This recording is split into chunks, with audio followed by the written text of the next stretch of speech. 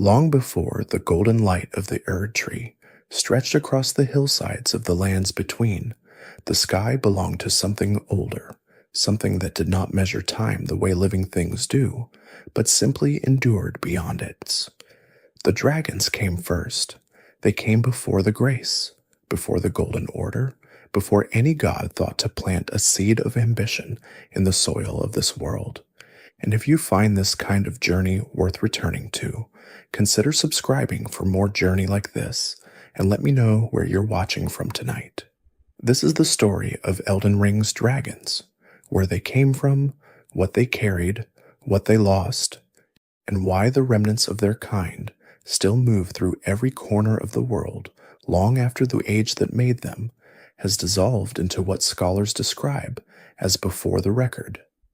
There is a word that appears again and again when the oldest item descriptions try to speak of the dragons in their era. That word is prehistoric.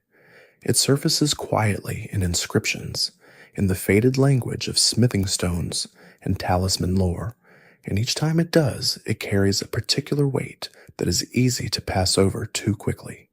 Prehistoric does not simply mean old. It means before the record, before the story was written down, before someone decided what was worth remembering and what was not. The age of the ancient dragons existed in a time so distant that even the civilizations which came after, civilizations that built Landel and raised the Erd tree toward the clouds, did not fully preserve its memory. What they kept were fragments, impressions, the silhouette of something immense glimpsed through the fog of accumulated myth.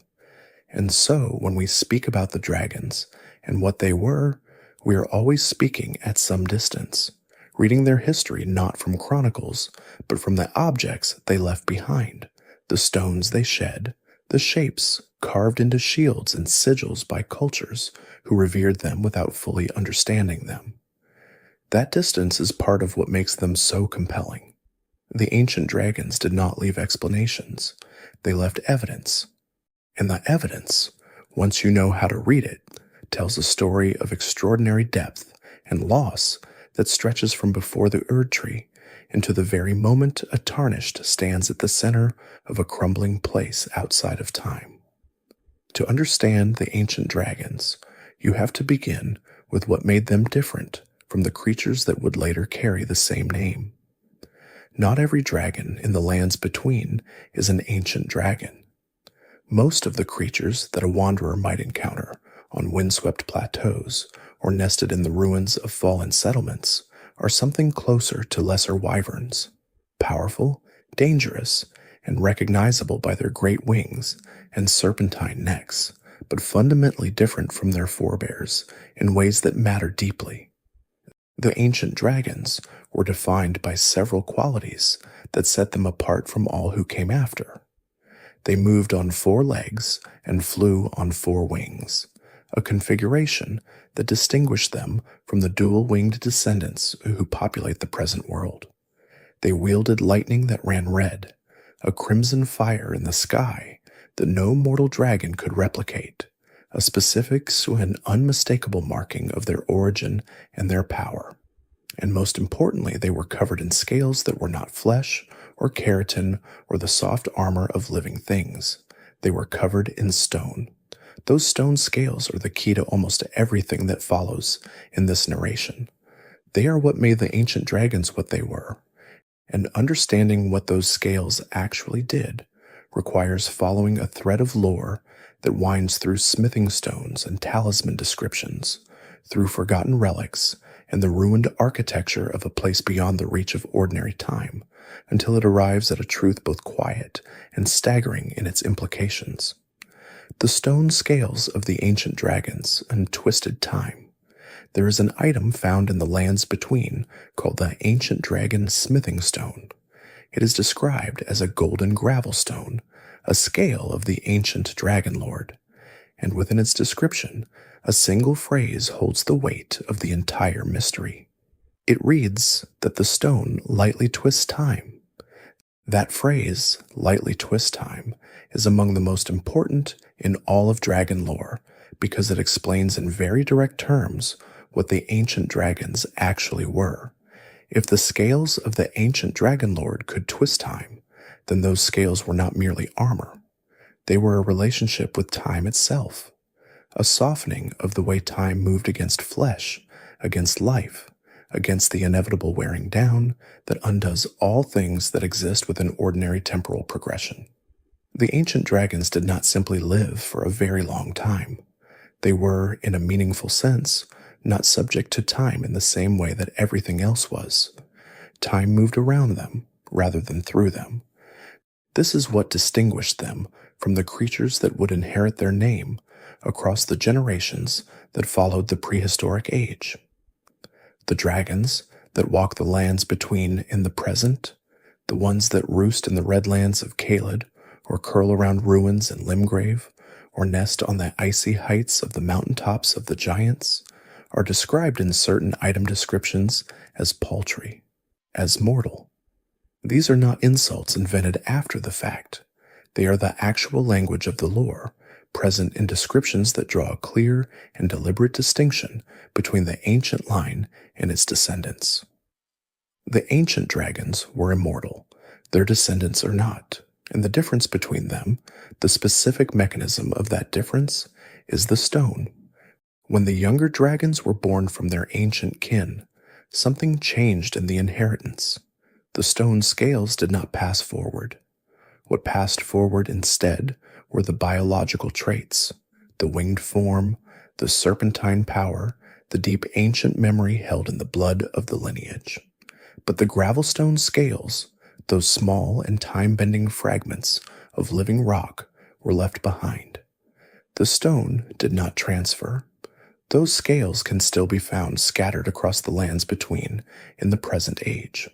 Players who moved through the world carefully may remember gathering them in small quantities, those pale stones that seemed almost inconsequential at first, easily overlooked among more immediately useful materials. But item descriptions clarify their nature. They are the shed scales of the ancient dragons, and a particular description among them offers an observation that carries a quiet sorrow within it. When the dragons were born from their ancient kin, they lost their stone scales, which can now be used to cause them mortal harm. There is something worth sitting with in that sentence. The very thing that once granted immortality to the ancient line can now be refined into a substance that wounds their descendants. The scales became a vulnerability rather than a protection. What once held time at bay became something that, in certain hands, cuts through dragon hide more deeply than ordinary steel. The old protection became a new wound passed down through generations. It is not unusual in Elden Ring for something sacred to become dangerous once the age that gave it meaning has passed. The dragons are simply a very old example of that pattern, carrying the irony of their inheritance in the most literal possible sense, in the scales that now litter the landscape of a world that has moved well past the age those scales once defined. Among all the ancient dragons, there is one whose name carries more weight than any other, one who stood not merely as a creature of the prehistoric sky, but as something that occupied a position of extraordinary power and extraordinary loss within the world's deepest history. That name is Placidusax. Placidusax was the Elden Lord before the Erd Tree, before Godfrey, the warrior king, who conquered the fertile lands of the lands between for his god, before Radagon, the red-maned champion, who would eventually become something impossible to fully describe. In the period when the ancient dragons ruled the prehistoric sky, Placidusax held the highest title the world could offer, and held it, presumably, by the same qualities that Elden Lords would be selected for across all the ages that followed. The title of Elden Lord is not simply a crown placed on the head of the strongest warrior, though strength has always been a component. It carries with it a relationship to the divine order, to the Elden Ring that the Greater Will sent into the world long ago, and to the God who serves as its vessel. An Elden Lord is chosen for their power, for their capacity to serve as a consort to their God, and for their willingness to uphold and expand the order that divine will represents. Strength, loyalty, and usefulness. These seem to have been the traditional qualifications across every iteration of the position. What we can observe of Placidusax suggests they were chosen for all three of those qualities, and what happened to them afterward is one of the oldest and quietest tragedies the entire game contains. The body of Placidusax rests in Crumbling Farum Azula, curled in a space that exists outside ordinary time. The great coiling storm of that location, the way it tears apart stone and suspends the ruins in a condition of eternal unresolution, seems fitting for a creature who once bent time through the power of living scales. Farum Azula does not obey time in the way the rest of the lands between does. Rocks float free of the earth. Architecture crumbles in one moment and somehow persists in the next. The place behaves as though time cannot quite decide what to do with it, and Placidusax remains within it, enduring, waiting. Their form is deeply scarred in ways that tell a story the lore does not narrate in words. Anyone who has stood in the presence of Placidusax and looked carefully at what remains of them will have noticed the most immediately striking feature, the absence of heads where heads once were, the scarred and terrible stumps alongside the two that remain. Multiple heads were lost in battles whose details have not been preserved anywhere in the lore's extensive catalog of fragments and descriptions. This is part of what makes Placidusax so affecting as a figure. The evidence of tremendous suffering is written across the body. The scars are undeniable, but the cause of that suffering is left entirely to inference.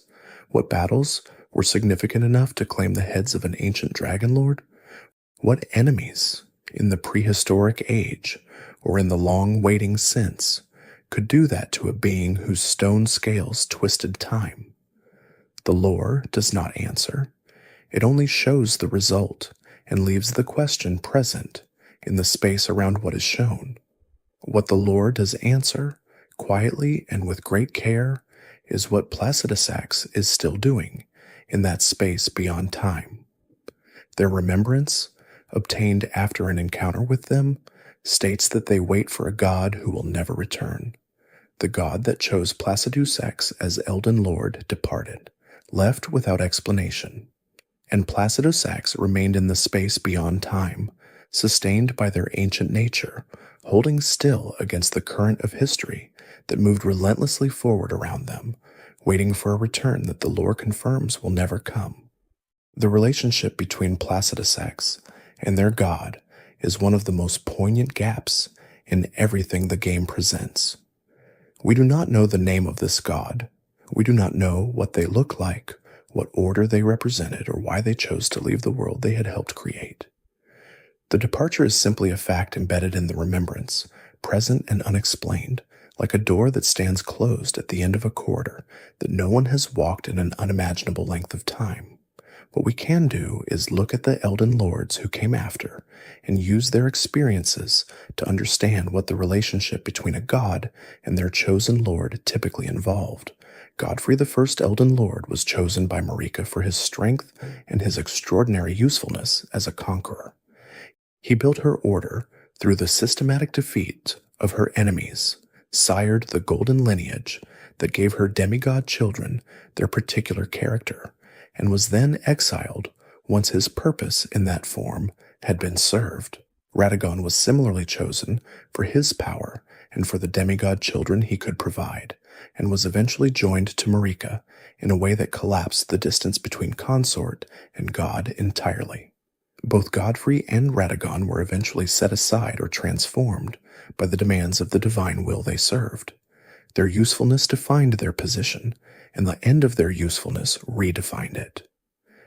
If Placidusax followed the same traditional pattern, and the lore suggests they would have, since Elden Lords seem to have operated within a fairly consistent framework across the ages, then they were chosen by their god for power, loyalty, and the capacity to uphold and expand an order.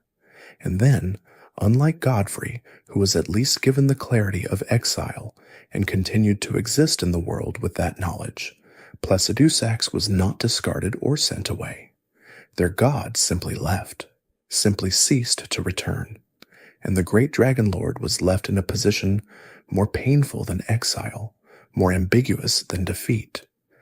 The position of faithful waiting for someone who would not come, holding a title whose divine sanction had walked out of the world without a word. There is a stillness to that image that does not resolve quickly. It lingers in the way that certain kinds of sorrow do, not as sharp pain, but as a low and constant presence that the architecture of Farum Azula seems to embody perfectly. The ancient dragons who served Placidusax were not passive figures existing quietly in the background of that prehistoric age.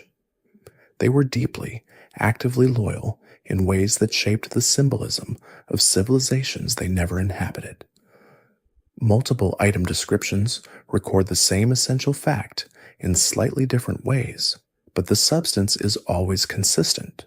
The ancient dragons who ruled the prehistoric era before the Erd tree would protect their lord as a wall of living rock. That phrase, a wall of living rock, is not metaphorical ornamentation. It describes what the ancient dragons were prepared to do for the one they served. They would place their stone-scaled bodies between their lord and whatever force threatened them, turning themselves into a living barrier, using the time-defying stone of their scales as a shield of ultimate permanence. The scale of that loyalty is difficult to fully absorb when you hold it in your mind for more than a moment.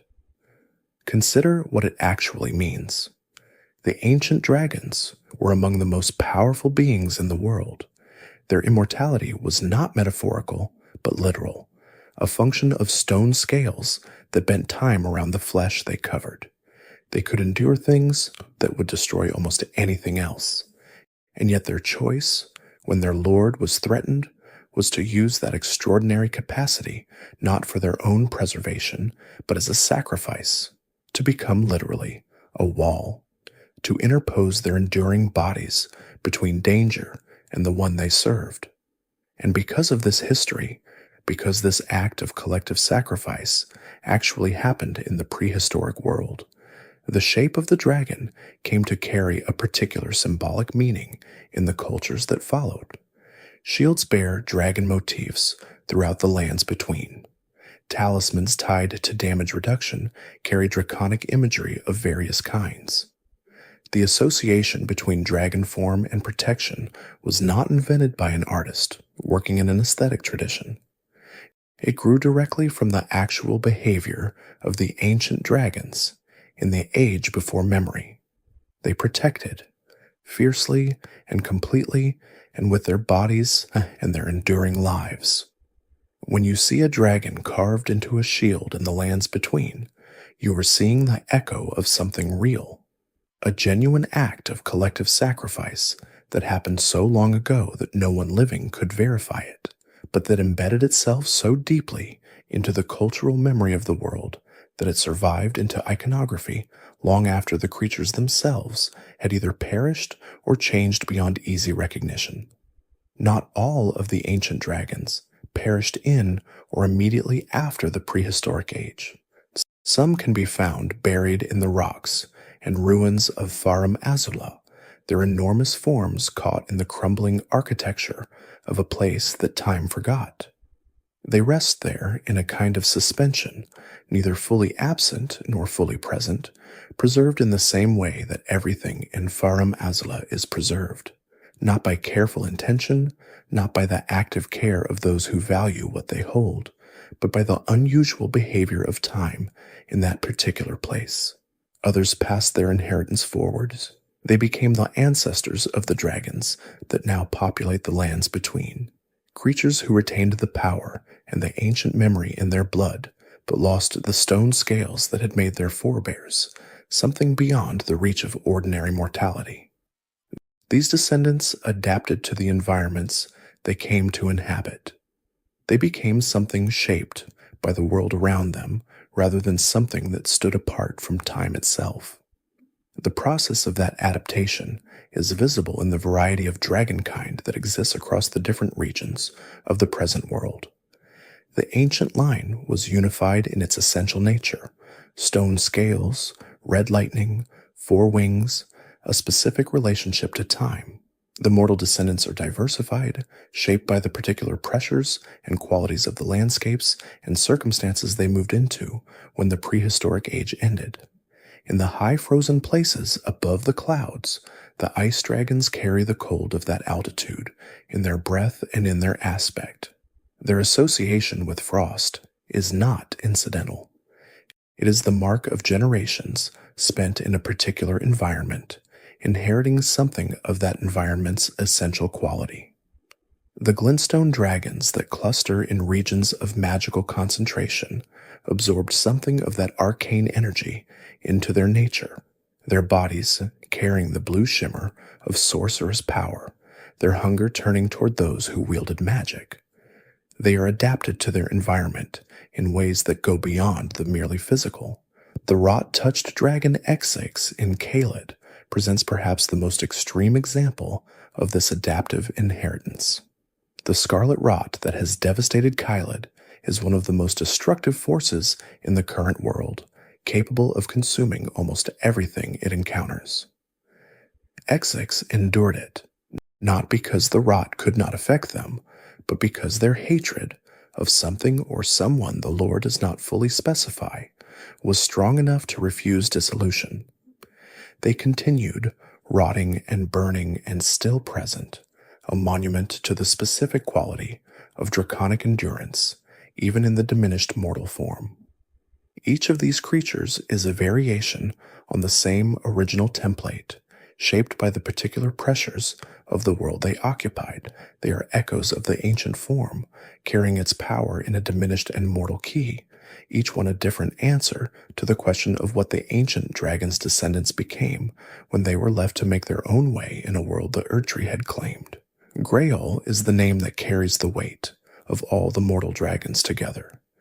She lies in Caelid, enormous, nearly motionless, a creature so vast and so weakened by the accumulation of time and wound that she can do almost nothing except exist.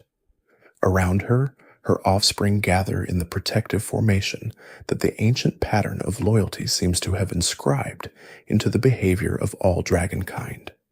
Her children circle her great form as the ancient dragons once circled Placidusax, shielding with their bodies what cannot protect itself. Greyall is described as the mother of all the mortal dragons. That is a position of immense significance, even in the ruin of her current state.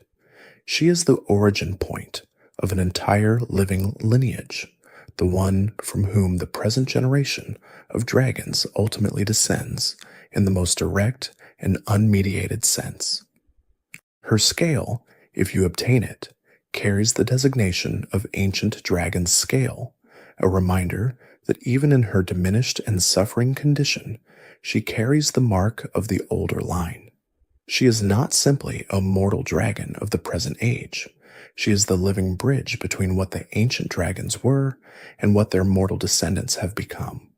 There is a quiet dignity in her stillness that is easy to overlook if you approach her only as an obstacle or a source of materials. She is a survivor of something immense. The age that produced her is so distant that even the civilizations which built the current world did not fully preserve its memory. She persists into a present that has no proper place for her, lying in a land that is rotted and afflicted, her children gathered around her, her body failing slowly, her presence an accidental monument to a history that no one left alive fully understands.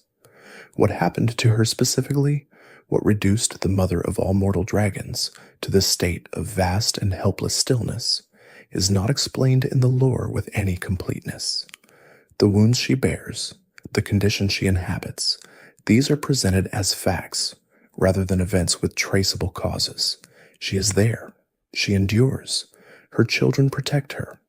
And the world of Caelid, burning with rot around her, provides a setting so desolate and so damaged that it almost seems designed to mirror the quality of her situation.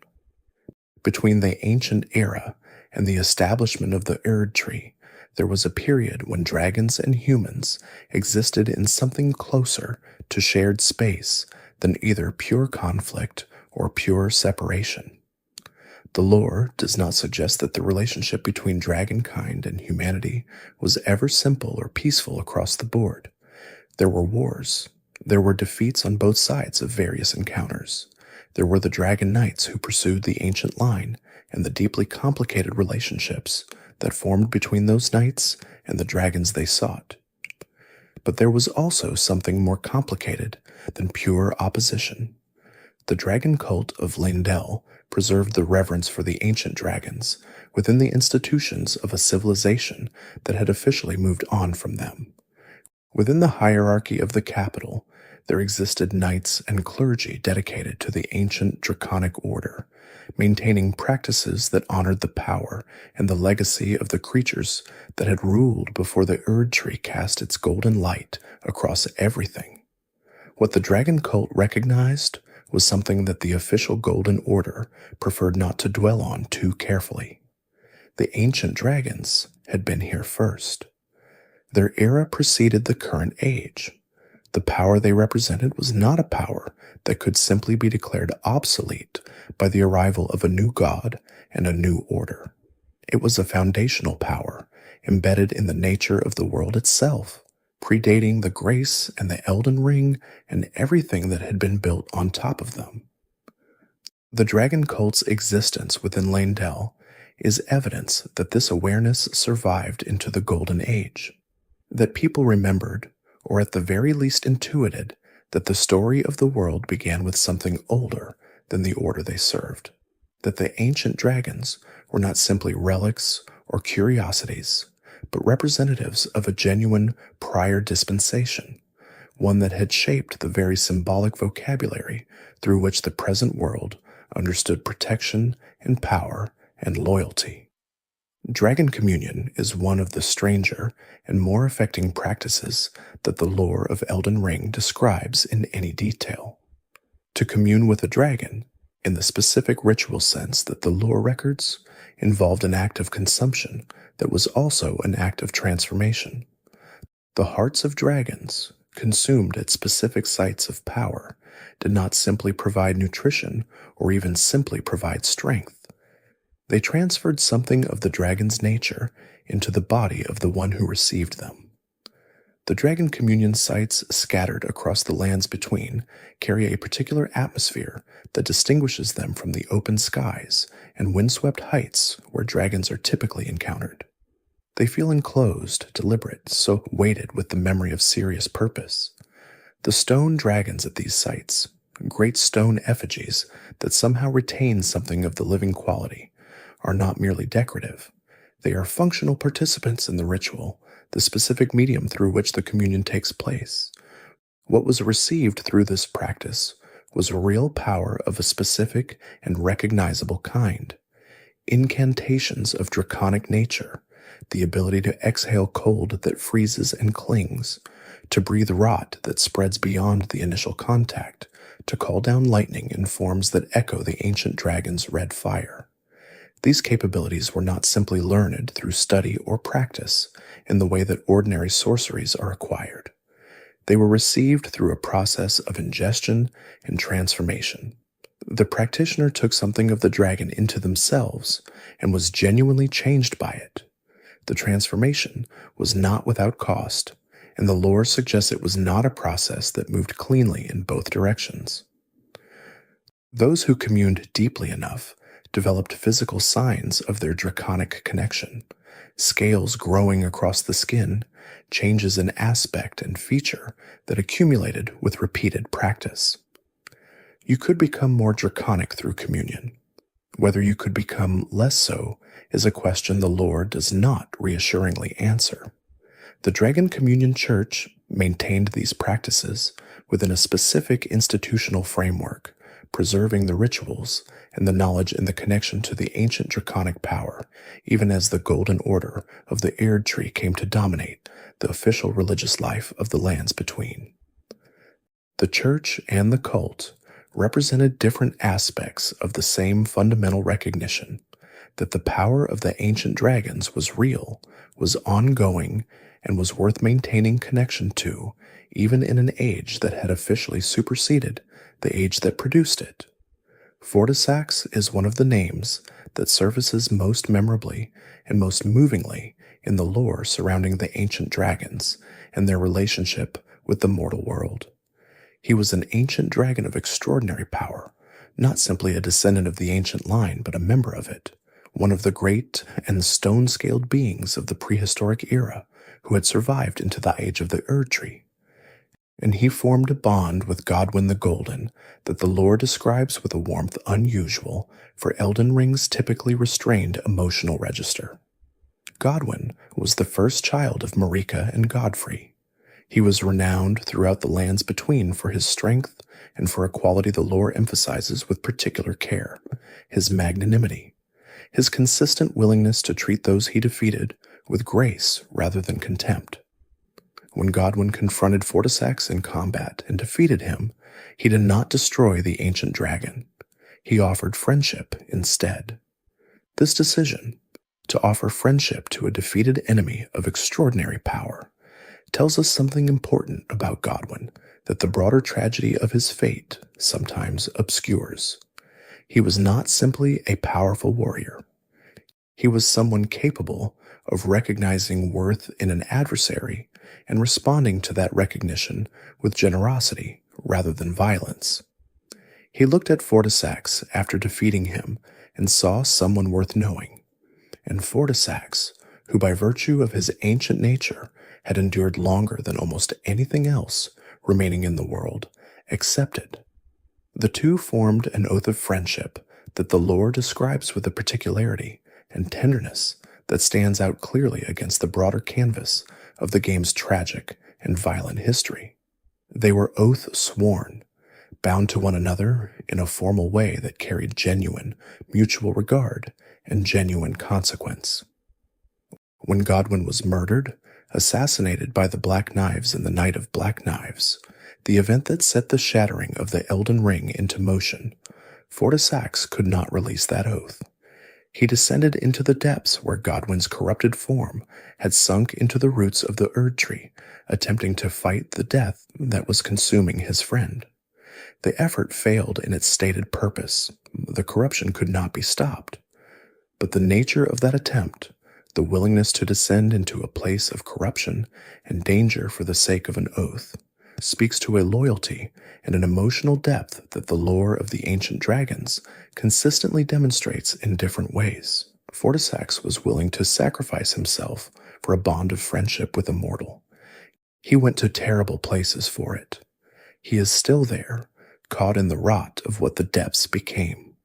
That is not the behavior of a creature defined only by power. That is something closer to devotion.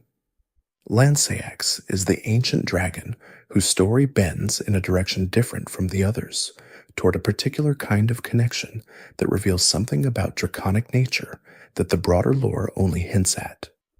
While the ancient dragons are defined by their power, their loyalty, and their endurance through incomprehensible spans of time, Lancax is defined by a capacity for reaching toward the people she was trying to understand in a way that involved a genuine self-transformation. She took human form, not as a disguise or a manipulation, not as a tactical choice made for strategic reasons, but as a genuine act of closing the distance between herself and the dragon knights she worked alongside. She was the sister of Fortisax. She served as a priestess of the ancient dragon cult within Leyndell, and her assumption of human form was tied to that priestly function, a way of communing more fully with the dragon knights than would have been possible from the perspective of an enormous ancient dragon regarding fragile human figures from an incomprehensible height. What she understood in making that transformation was something that not all of the ancient dragons seemed to have grasped in the same way. That the distance between dragon and human was real, and that it could be reduced, and that the reduction was worth the effort. She made herself smaller, in a very literal sense, to make the connection real. That is a kind of generosity that the lore does not name as such, but that is visible in the act itself. Among the dragon knights, there was one whom she loved most particularly, Vik.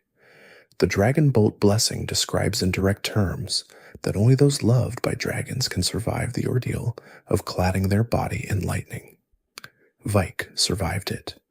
More than survived, Vik's dragon bolt, unique among the incantations associated with the dragon cult, wraps him and his weapon in the red lightning of the ancient line, the specific power that was the signature of the prehistoric dragons and that had never been given to a human being before. That red lightning was the mark of her love, made visible and carried into every battle he fought. Vik's story is one of the more poignant threads in the broader tapestry of the game's history, because he came so close to a very different fate. He was among the tarnished, called back to the lands between, in the time of the Shattering, considered worthy by the grace to attempt what no tarnished had yet accomplished, to gather the great runes, to reach the Elden Ring to become Elden Lord, and usher in a new age. He was a genuine contender. The lore surrounding him speaks to a figure of significant power and significant standing within the order of the capital. He was also a dragon cultist. His connection to Lancax, to the ancient dragon cult, to the practices and the power of the prehistoric draconic order, these were central to who he was. A dragon cultist coming this close to the throne of Elden Lord would have had implications for the age that followed, had he succeeded. The influence of the ancient draconic tradition on the shape of the new order is something that the lore leaves as thoughtful speculation, but the fact that someone so deeply connected to that tradition came to the very edge of claiming the position is not insignificant. And then he descended beneath Lindell to the place where the three fingers wait in the dark and was touched by the frenzied flame. His armor was burned. Whatever he was before that encounter was transformed into something else entirely. He ends in an Evergale, imprisoned in one of the containment structures scattered across the lands between, bearing the visible marks of what the frenzy did to him. Whether that imprisonment was imposed on him by those who feared what he had become, or whether he sought it himself as a form of self-containment for something he could no longer trust himself to carry, is another question the lore declines to answer cleanly. Both possibilities are present in the available information. Neither is definitively excluded. What is clear is that Lancax lost him. The dragon who had taken human form to be closer to the people she loved found that the one she loved most had been consumed by something utterly opposed to everything the draconic order stood for. Whether she carries that knowledge in the present age, in the encounters where she fights as the great ancient dragon she has always been beneath the human form she once chose, the lore does not explicitly say. The loss is there, embedded in the history, present, without requiring explicit statement. The lightning of the ancient dragons deserves extended consideration as a subject in itself, because it is one of the most persistent and meaningful threads connecting the prehistoric age to the present world. It is the color of blood, that lightning, a deep, dark red that does not resemble the pale gold of Radagon's sorcery or the white blue of ordinary elemental lightning incantations. It carries age in its color. It carries something of the deep past made visible in the present sky.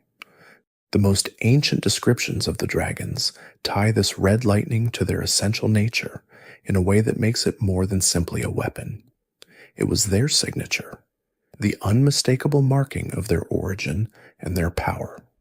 When the ancient dragons moved through the prehistoric sky, and that crimson light crackled between wing and cloud and stone, it was not merely a display of capability. It was an expression of what they fundamentally were, creatures whose relationship to time and to the basic forces of the world was different from everything else that inhabited that sky. The red lightning did not simply vanish from the world when the ancient era ended. It passed forward in diminished and transformed ways, appearing in the practices of the dragon cult, in the specific incantations tied to those who had communed most deeply with the draconic line. The beastmen who served the ancient dragons in the prehistoric period wielded this red lightning as well, the power moving through them by virtue of their close integration into the ancient draconic order. It was not exclusive to the dragons themselves, but tied to the order they represented and the service of those who were genuinely part of that order.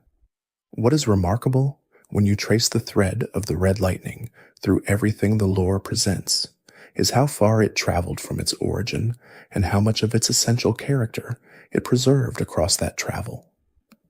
The specific quality of crimson fire, the ancient mark, is still recognizable in the incantations of the present age, still unmistakable, still tied to its source in the prehistoric sky. It is as though the lightning carries its own memory, independent of the creatures who originally produced it, maintaining its identity through transformations that changed almost everything else about the forms it took, a thread of the oldest power woven through the fabric of the present world, visible to those who know its color.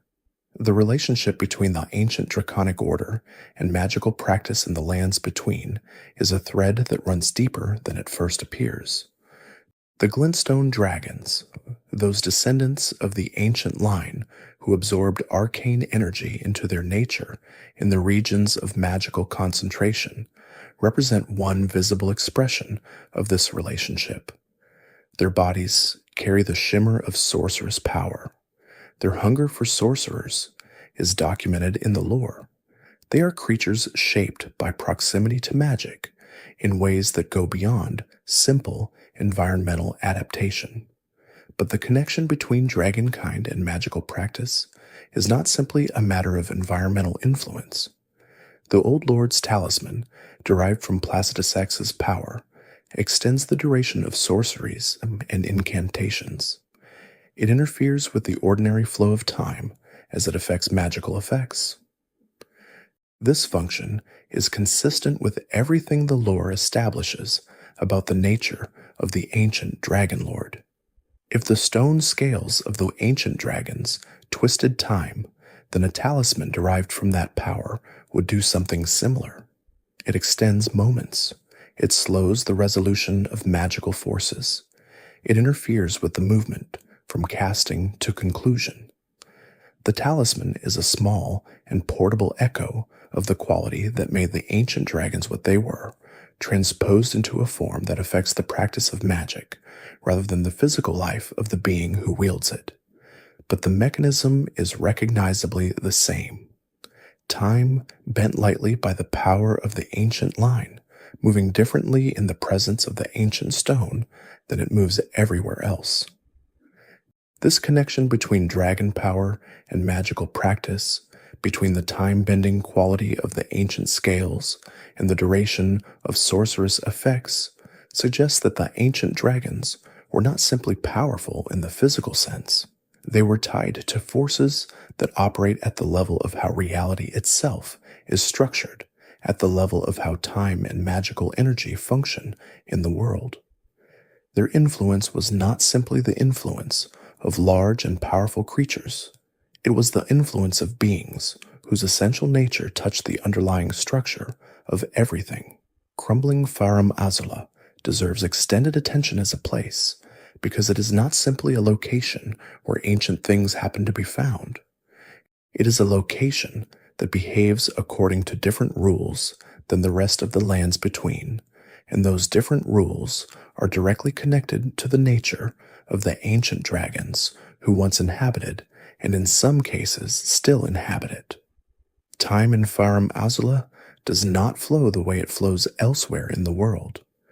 The architecture crumbles and reconstructs and twists in the eternal storm that perpetually tears at its towers and bridges and connecting walkways. Stone floats free of the ground in configurations that could not be maintained by any ordinary physical force. The arrangement of spaces within the ruins does not obey the architectural logic that governs how buildings are constructed in the present age. It obeys a different logic, or no logic at all, or a logic tied to the temporal irregularity that defines the place. The creatures that remain within Farum Azula, the Beastmen, the draconic remnants, the ancient forms preserved in the crumbling rock, are suspended in a condition that sits between ongoing existence and the conclusion of something that has been ending for an immeasurable period of time. They are not alive in the ordinary sense. They are not simply dead either. They are caught in the eternal present of a place that cannot move fully forward. This suspension is not accidental. It reflects the nature of the beings who inhabited this place and the temporal qualities that those beings carried in their stone scales. If the ancient dragons were genuinely immune to ordinary time, if their scales twisted time in ways that kept them beyond its ordinary reach, then it follows with a kind of inexorable logic that the place most associated with them would carry that temporal irregularity forward, even after the dragons themselves had departed or faded or been reduced to the ruined forms currently resting in the crumbling stone. They bent time around themselves during the long ages they inhabited this place. The place was bent in turn, and the bending persisted. The mark of the ancient dragons on Farum Azula is not simply a matter of the ruins they left or the remnants of the beings who served them. It is a matter of the physical behavior of time in a location that was shaped by creatures for whom time behaved differently. Placidusax rests at the heart of this temporal irregularity, in the space described as existing beyond time. Their remembrance contains the phrase that most fully captures what Placidusax is and what has happened to them, the dying wails of the Dragon Lord who once dwelled eternally beyond time. The phrase dwelled eternally beyond time holds a quality that is simultaneously grand and deeply lonely. To dwell eternally beyond time is not presented as a triumph. It is presented as a loss, as a condition of removal from everything that makes existence meaningful, from change, from arrival, from the resolution of the things that are waited for. Placidusax has been in that removal for an unimaginable length of time. The Beastmen of Farum Azula occupy an important position in the broader story of the ancient draconic order, though they are often overlooked in favor of the more dramatically obvious presences in that location. They carry information about the relationship between the ancient dragons and the other species of the prehistoric world that is not available anywhere else in the lore, information that fills in some of the texture of how that prehistoric order actually functioned as a living civilization rather than simply as a collection of powerful individual beings. Their physical relationships to the draconic aesthetic is unmistakable. Dragon motifs appear on their armor and their weapons. Their connection to the red lightning of the ancient line is real and functional. They wield it in combat, a power that was the exclusive signature of the most ancient and powerful beings in the world. That they were trusted with this power implies a closeness, a genuine integration into the ancient draconic order that goes well beyond simple servitude. You do not share your most essential power with servants you hold at arm's length. What this suggests about the organization of the prehistoric world is a picture more complex than simply very powerful dragons ruling over lesser beings. It suggests an order in which different species were genuinely integrated, in which the boundaries between draconic and non-draconic were more permeable than they became in later ages, in which something like shared purpose actually existed between beings of radically different nature and capability. The beastmen persist in Farum Azula in the same suspended condition as everything else in that location. They are still there, still carrying the weapons and wearing the armor and wielding the red lightning of an order whose lord continues to wait in the space beyond time. The loyalty of the ancient dragons expressed itself as walls of living stone. The loyalty of the beastmen expresses itself as remaining present, armed and watchful, in the ruins of a place that the present world has largely forgotten. The cultural transmission of draconic symbolism through the civilizations of the lands between is one of the more subtle but persistent themes in the world's lore. The dragon shape on a shield, the draconic motifs on protective talismans, the specific language of item descriptions that ties dragon form to protection, all of these represent the movement of meaning from a specific historic act into a cultural vocabulary that has outlived the memory of what originated it. The ancient dragons formed walls of living rock for Placidusax. That act embedded itself in the world's symbolic understanding of what dragons mean: protection, sacrifice, the use of great power in service of something beyond the self. And this embedded meaning moved forward through time in the specific forms that cultural memory takes, in the iconography chosen for objects meant to protect, in the language chosen to describe the protective quality of draconic power, in the shapes that craftspeople reached for when they wanted a shield or a talisman to communicate that it would keep the person who carried it safe. The people who carved dragons into shields in the age of the Erdtree did not, in most cases, know the specific history that made the dragon shape carry protective meaning. They knew the association. They understood that dragon form and protection went together, that one evoked the other, that placing a dragon on a shield was the right thing to do for reasons that felt self-evident, even if the underlying history had faded from accessible memory. This is how very old symbolic associations work, though they persist after their origin has been forgotten because they were embedded deeply enough in the cultural vocabulary that they became their own justification. The dragon on the shield does not need to explain itself. It simply means what it means, carrying the weight of prehistoric sacrifice in a form that no longer requires the full story to do its work. The ancient dragons thus became part of the world in two distinct ways. They became part of it as living creatures who persisted in diminished forms and in temporal suspensions and in the waiting of their greatest lord. And they became part of it as symbols, as shapes that carried meaning wherever they appeared, as an aesthetic vocabulary that the lands between uses to discuss protection and sacrifice and the particular quality of power that offers itself up for others.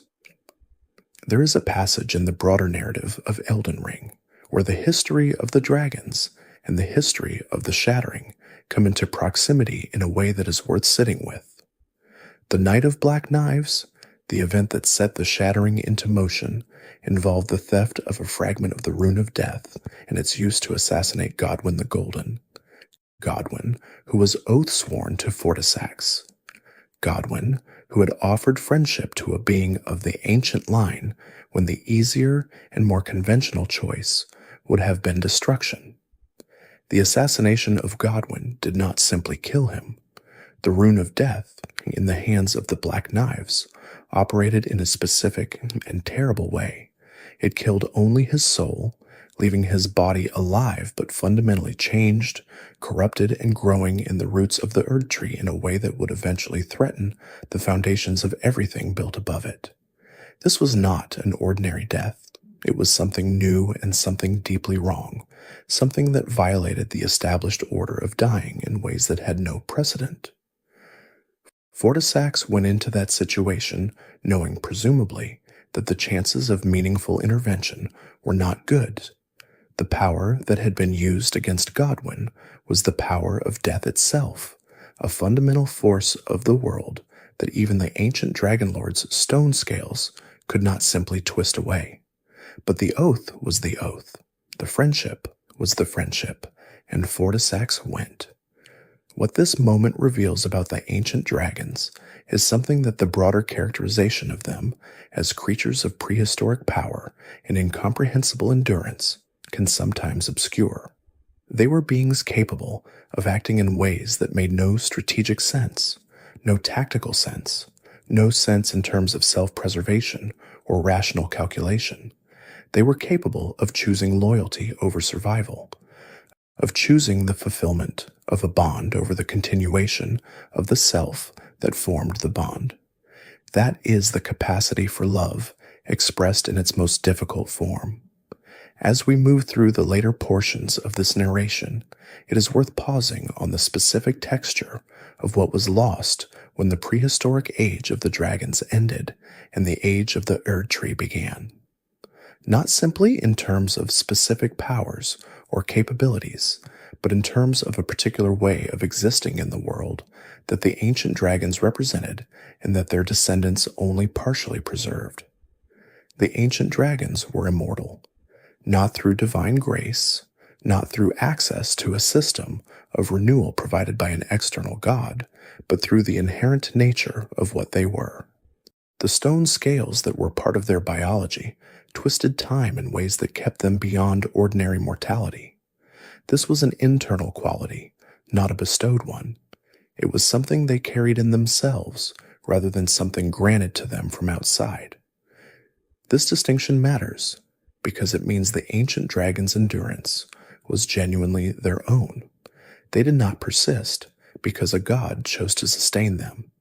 They persisted because of what they were, and when the stone scales were no longer passed down to descendants, when the mortal dragons inherited the form and the power and the ancient memory but not the time-bending stone, what was lost was not simply immortality as a capability. What was lost was a particular relationship to time that was intrinsic rather than granted. The mortal dragons are powerful. They are ancient by the standards of most things in the world.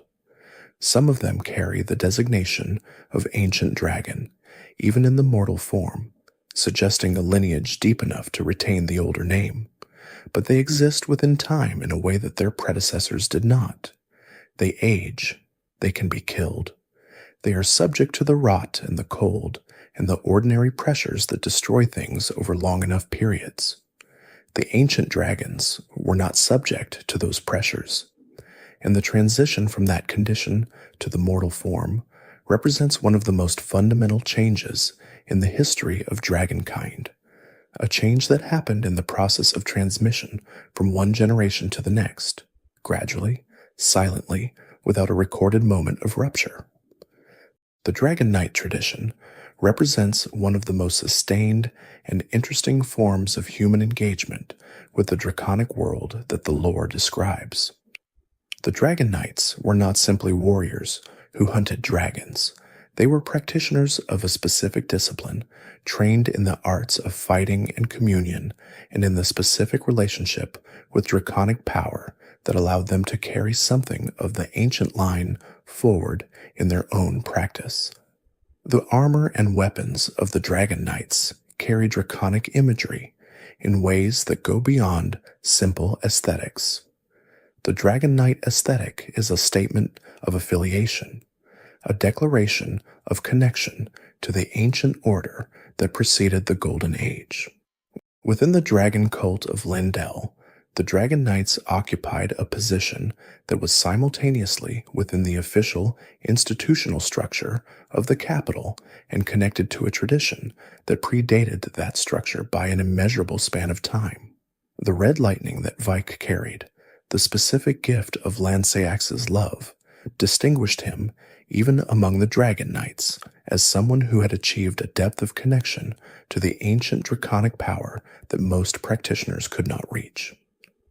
Most of those who communed with dragons gained access to the incantations associated with the mortal draconic forms: frost breath, rot exhalation, the ordinary lightning that the present age dragons could produce.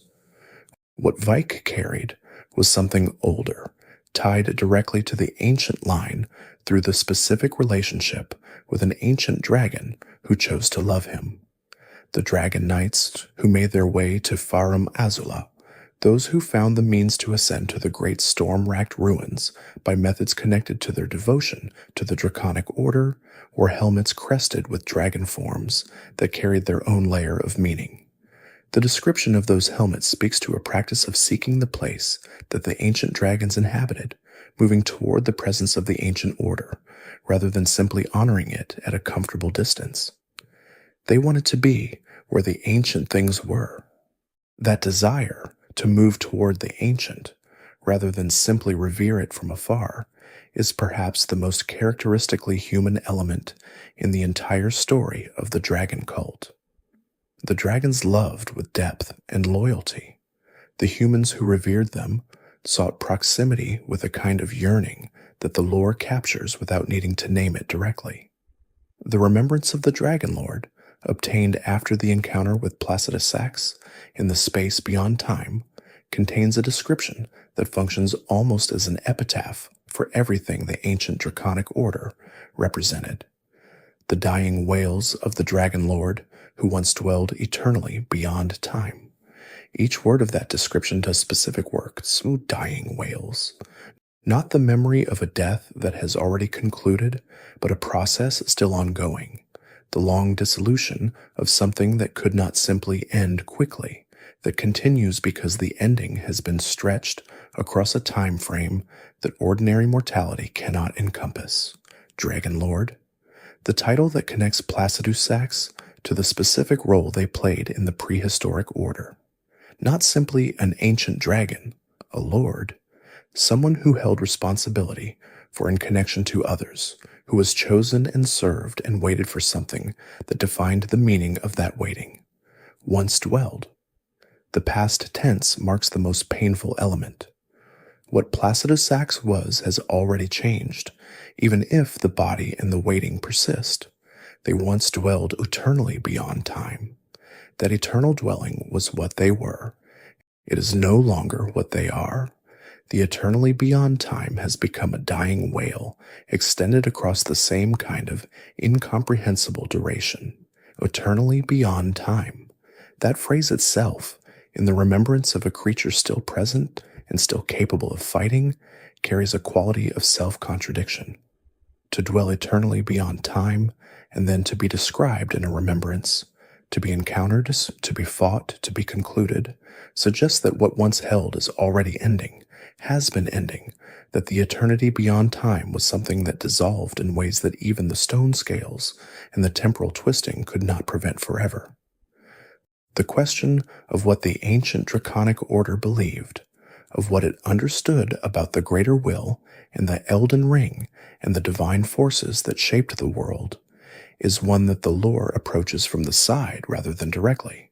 The prehistoric age predated the current understanding of these forces. The order that Placidusax served was not the golden order of the Erd Tree. The god that Placidusax served was not Marika. But the structure of the position, Elden Lord chosen by a god, tasked with upholding a divine order, is recognizably the same structure that continued into the age of the Erd Tree. This suggests that the greater will's influence, or the influence of whatever divine power shaped the original arrangement, preceded the Erd Tree and the Golden Grace. The fundamental architecture of the arrangement between God and Elden Lord was established in the prehistoric era when Placidusax and their god enacted the first version of what would later become the template for Godfrey and Radagon, and eventually for the Tarnished themselves. What this implies about the continuity of the greater will's involvement in the world is profound. The current age did not invent the relationship between divine power and mortal lordship. It inherited a template established by beings who had been ash and memory for longer than the Erd Tree had been standing. The ancient draconic order was, in a sense, the first expression of something that the greater will would continue to pursue through different vessels and different configurations across all the ages that followed. Placidusax was not simply an anomaly from a forgotten era. Placidusax was the first Elden Lord, the template from which all subsequent Elden Lords were drawn, the original iteration of the divine arrangement that the present world, in its own complex and broken way, is still trying to resolve.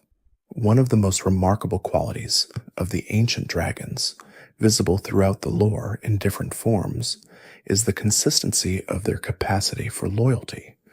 Not the simple loyalty of creatures who serve out of fear or incapacity to do otherwise, but a loyalty that appears to involve genuine choice, genuine feeling, and a genuine orientation of the self toward another. This quality appears in the ancient dragon's relationship with Placidusax, in Fortisax's relationship with Godwin, in Lancax's relationship with Vik, in the Beastmen's relationship with the draconic order that still keeps them in Farum Azula. What makes this consistency remarkable is that the ancient dragons were not creatures who lacked options. They were the most powerful beings in the world.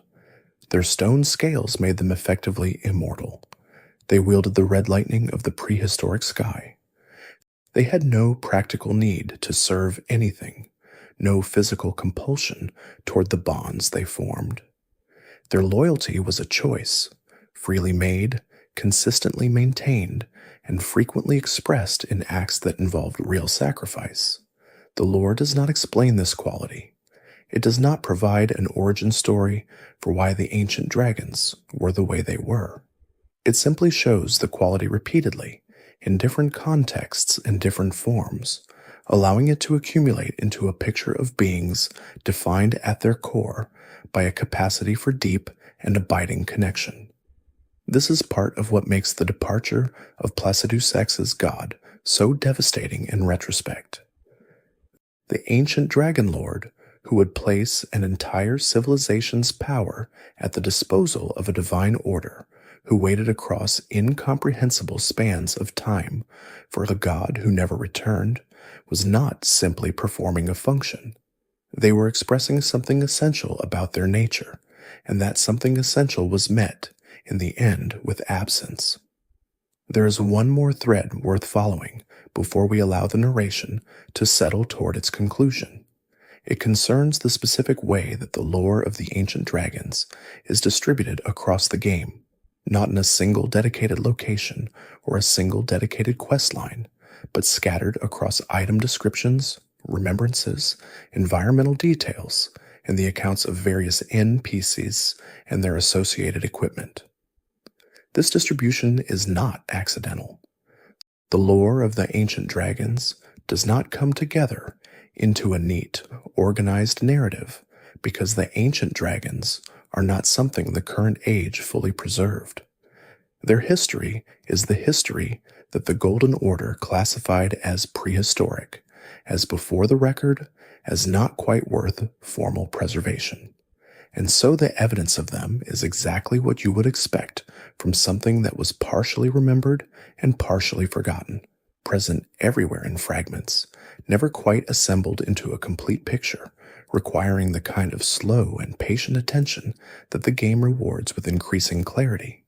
The item that mentions stone scales, the talisman that extends spell duration, the remembrance that speaks of dying whales, the shield with the dragon motif, the communion sites with their stone effigies, the red lightning crackling in the hands of a figure who was loved by an ancient dragon.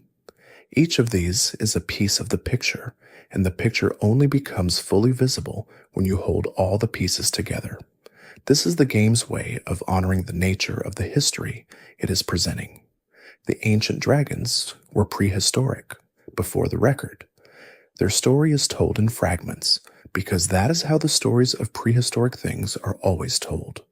The complete account does not exist.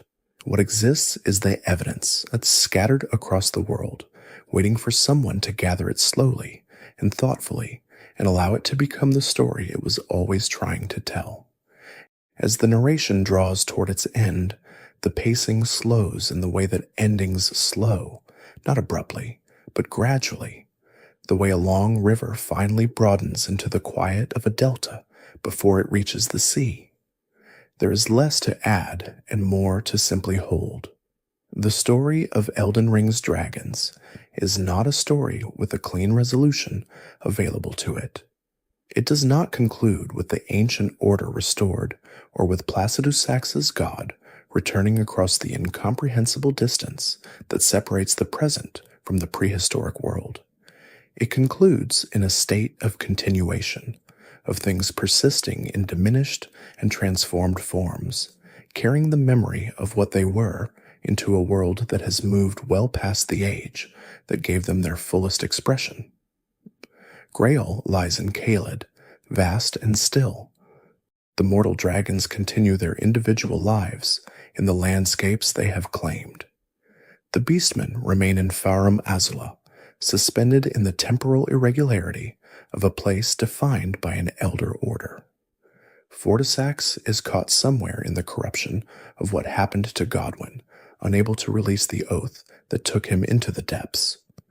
Lancax continues in the form of a great ancient dragon, carrying in her nature the memory of a human form she once chose, and a love she once felt. For what the lore says about the emotional life of the ancient dragons suggests that their love, unlike their stone scales, was not something that simply dissolved when the conditions that gave rise to it changed.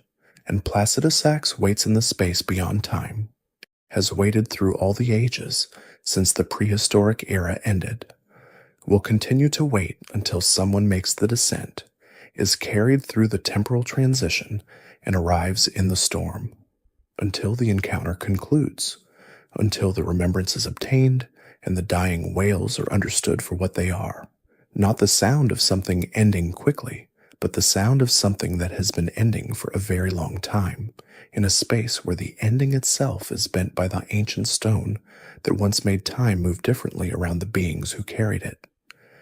The world outside Farum Azula continues in its own way, largely indifferent to what persists within the storm.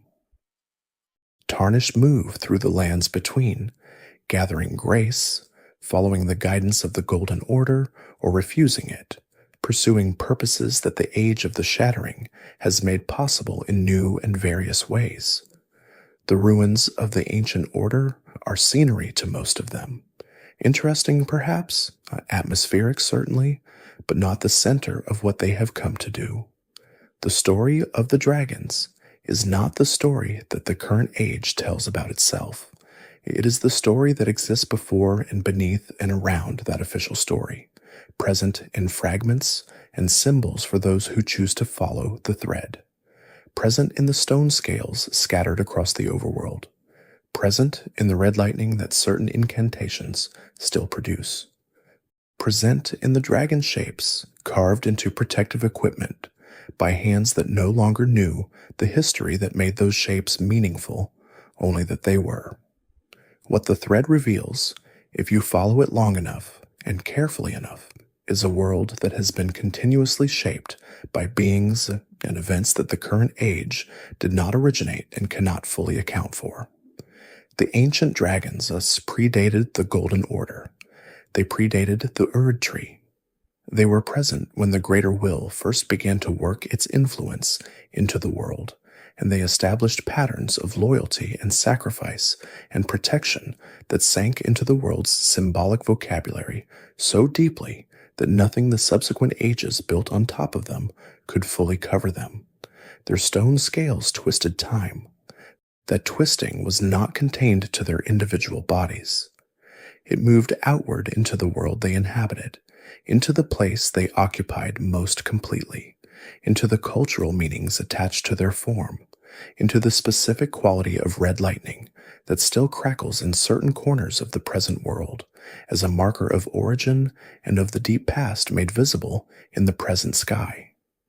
They carried in their scales a quality that the world has never seen again since their age ended, a quality that twisted time itself, that held the ordinary wearing down of existence at a remove, that made them something different in kind from everything that came after them, and that tried to describe itself in their terms.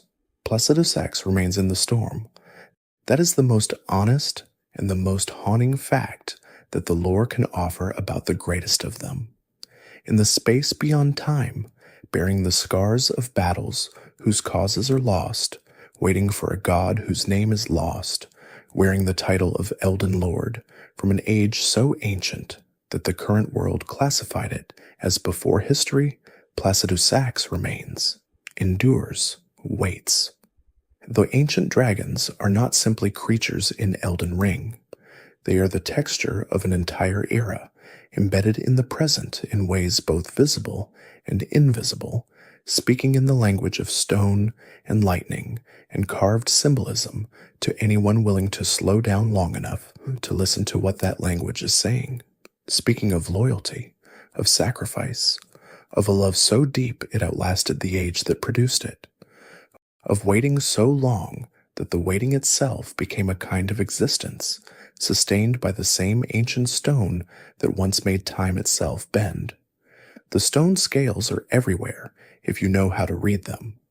The red lightning still falls, echoing the prehistoric sky, in the practice of those who carry the ancient tradition forward in forms both deliberate and inherited.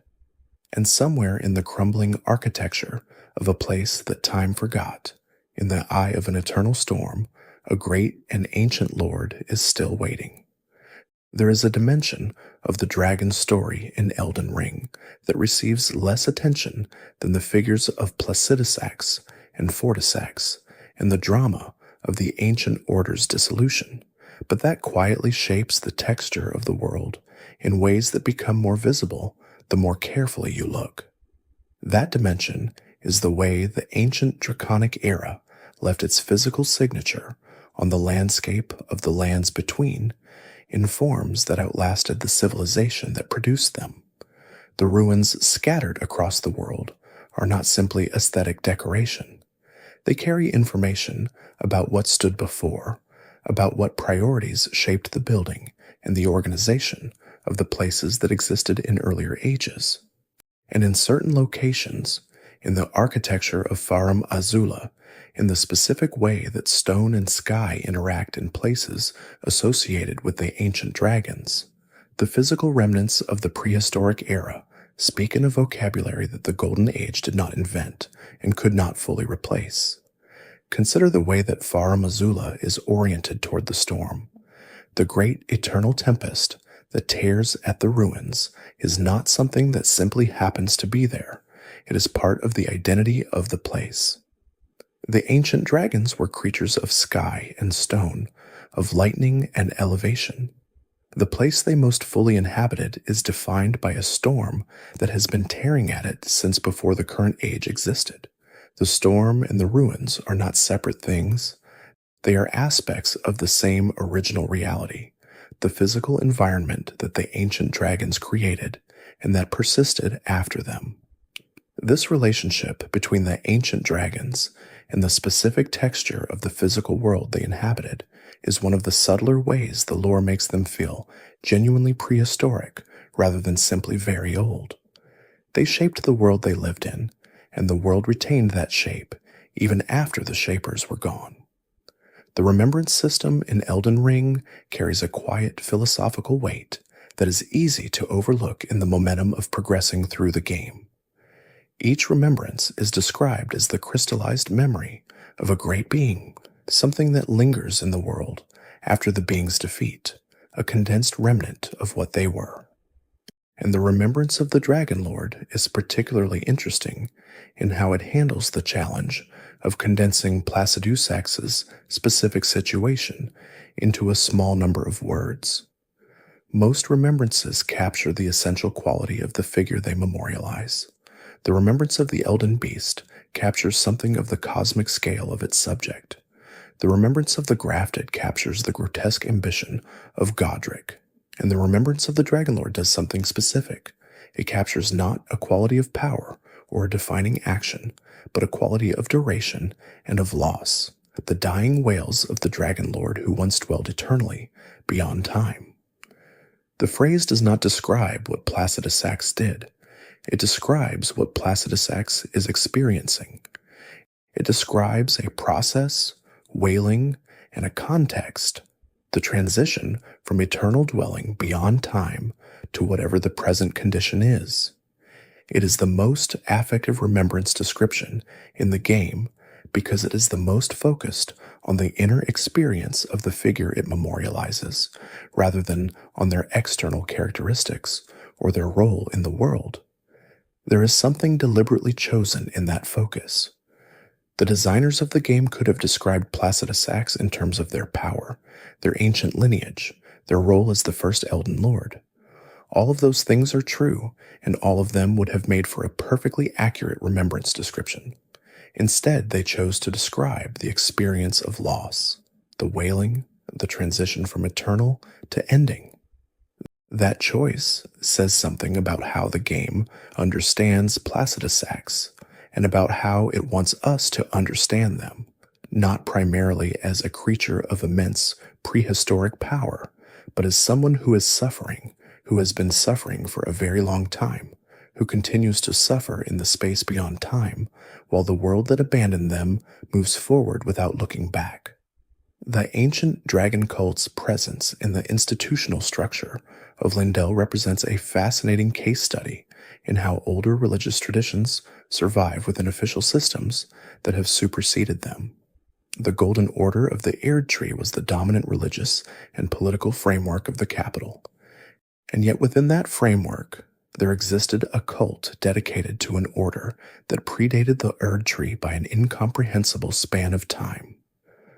The survival of the dragon cult within Leyndell was not accidental or merely tolerated. It suggests that the power associated with the ancient dragons was real enough and recognizable enough and useful enough to the broader institutional needs of the capital that it could not simply be eliminated or ignored. The Dragon Knights brought a particular kind of power and a particular kind of commitment that the Golden Order could not straightforwardly replicate through its own resources. What the Dragon Cult brought, specifically, was a connection to the ancient draconic line that went beyond symbolic reverence into genuine communion and genuine capability. The practitioners of Dragon Communion could access powers that the Golden Order's sorceries and incantations could not provide. The Dragon Knights trained in practices that gave them capabilities developed over a far longer history than the history of the Erd Tree. This is the paradox at the heart of the Dragon Cult's position within Leyndell. The official order claimed totality, the Erd Tree eternal and perfect, the Golden Grace the legitimate source of all power and meaning.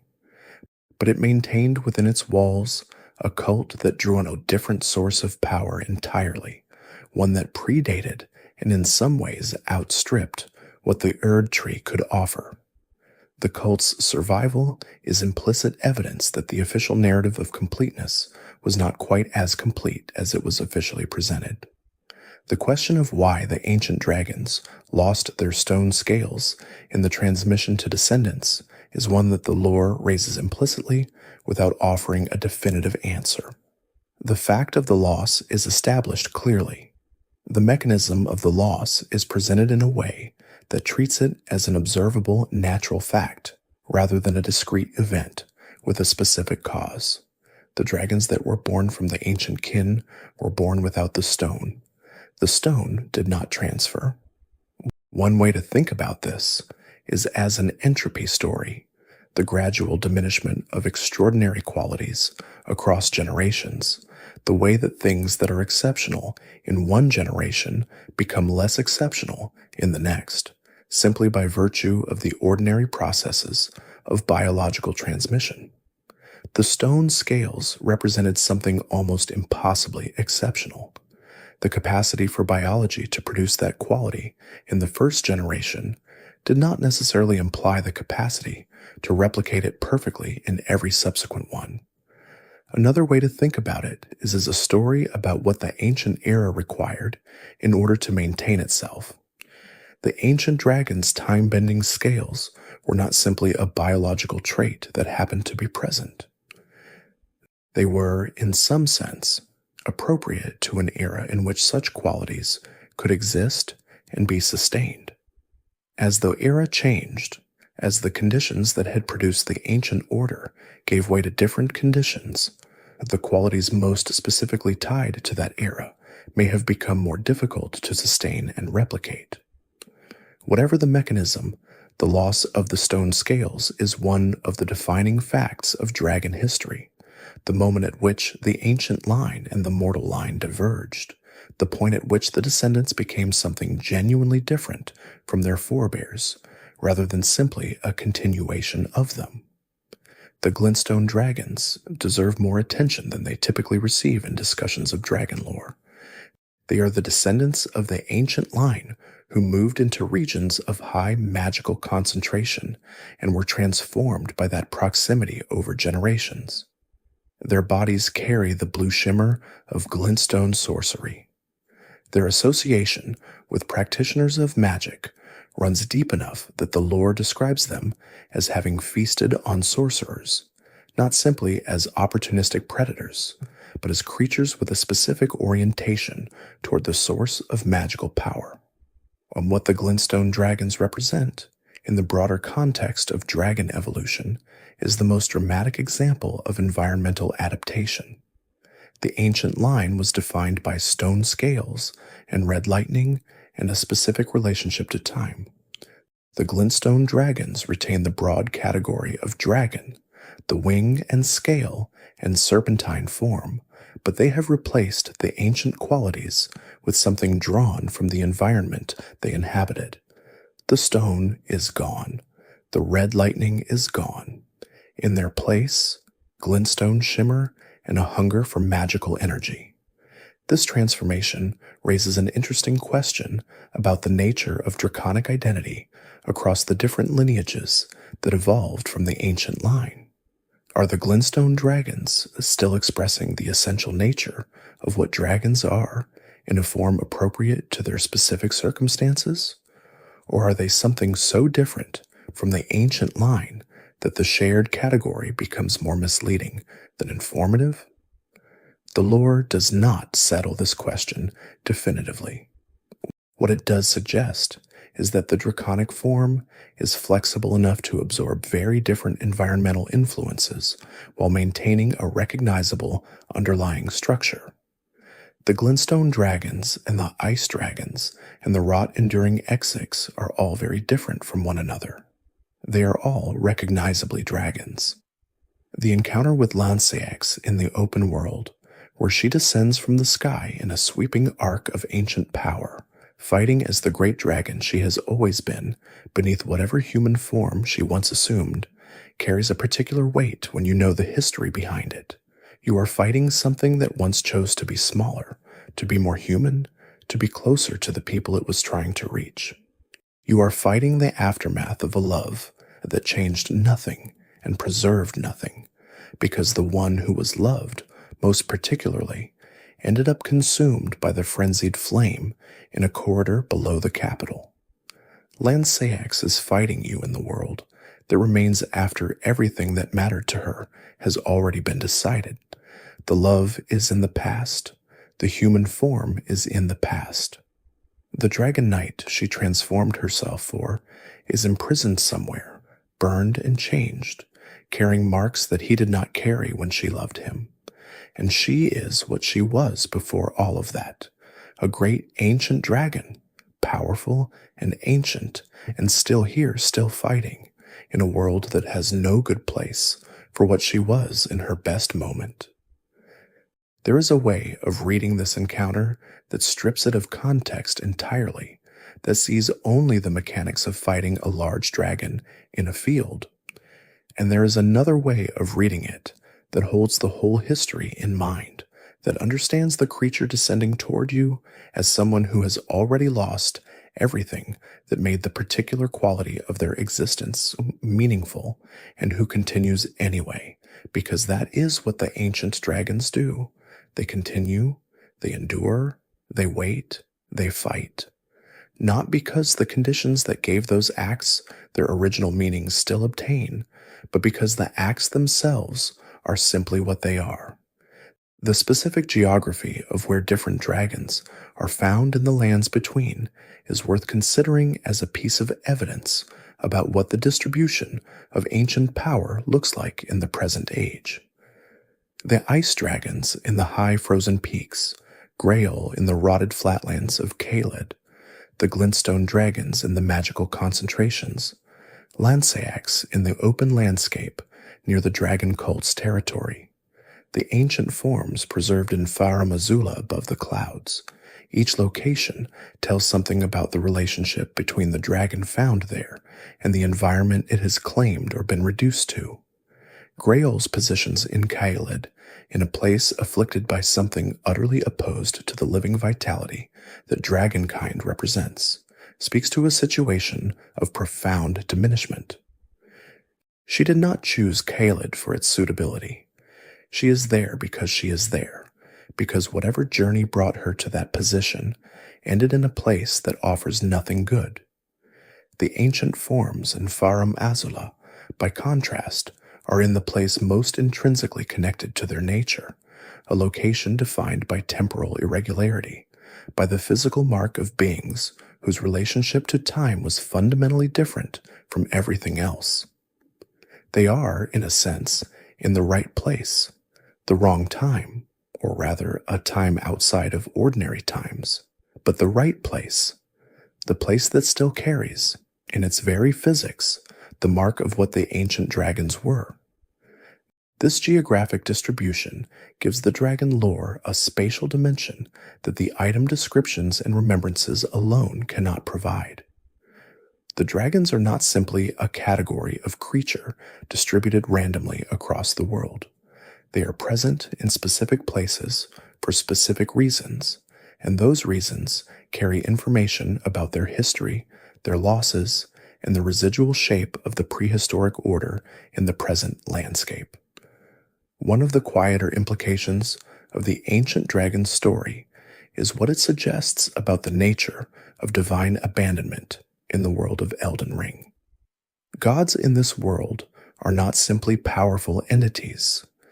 They are poles around which order is organized, presences whose departure does not simply remove a powerful individual, but destabilizes the entire structure that was built around them.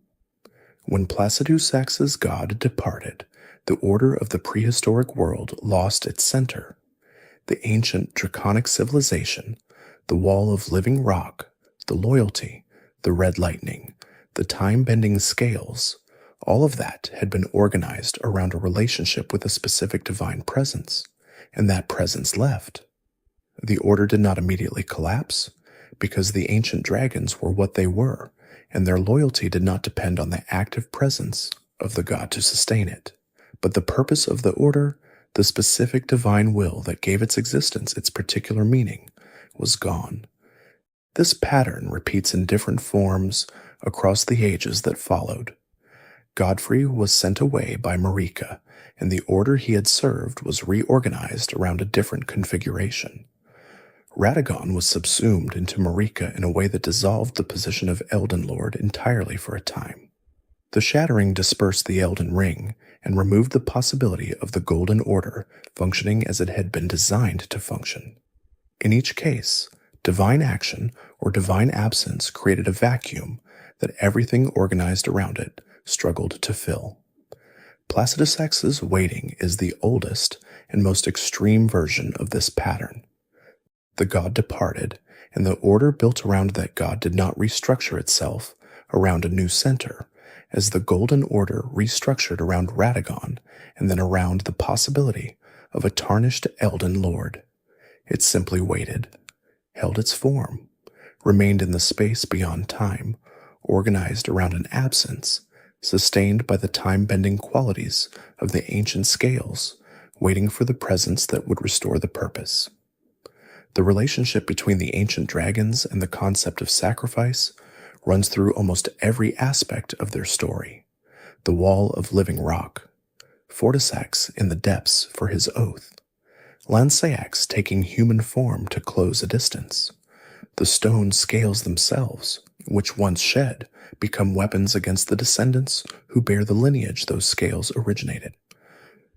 This pattern of sacrifice, taking unexpected forms, of the thing offered in love becoming in some sense a wound, is one of the more quietly profound themes in the dragon lore. The ancient dragons gave everything they had to the order they served and to the beings they loved, and the world that remained after their giving was not a world that honored what was given. It was a world that used what was left behind in ways that the givers could not have anticipated and would not have chosen. The gravel stones used to make dragon wound grease, the communion practices that extracted power from dragon hearts, the cultural iconography that preserved the shape of dragon loyalty without preserving the memory of what that loyalty actually entailed. In each case, the inheritance of the ancient dragons was used in ways that simplified or inverted what it originally represented. This is not presented in the lore as a deliberate injustice. It is simply what happens to the legacies of very old things in a world that keeps changing. The meaning dissolves and the material remains, and what remains gets used for whatever the present age finds useful. The ancient dragons sacrificed themselves as walls of living rock. Their descendants find that the stone scales of those walls have become a material for harming them. The sacrifice became a vulnerability, passed forward through generations that did not choose it. There is no villain in this story. There is only the accumulation of change across incomprehensible spans of time, the way that everything eventually becomes something other than what it was, and the way that the most fundamental things, loyalty, love, the willingness to give everything, persist as shapes even when the substance that gave those shapes their meaning has long since been transformed.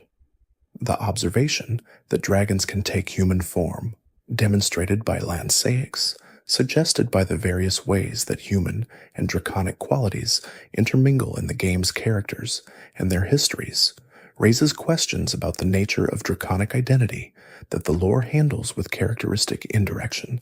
If a dragon can become human, what does that imply about the fixed nature of the form?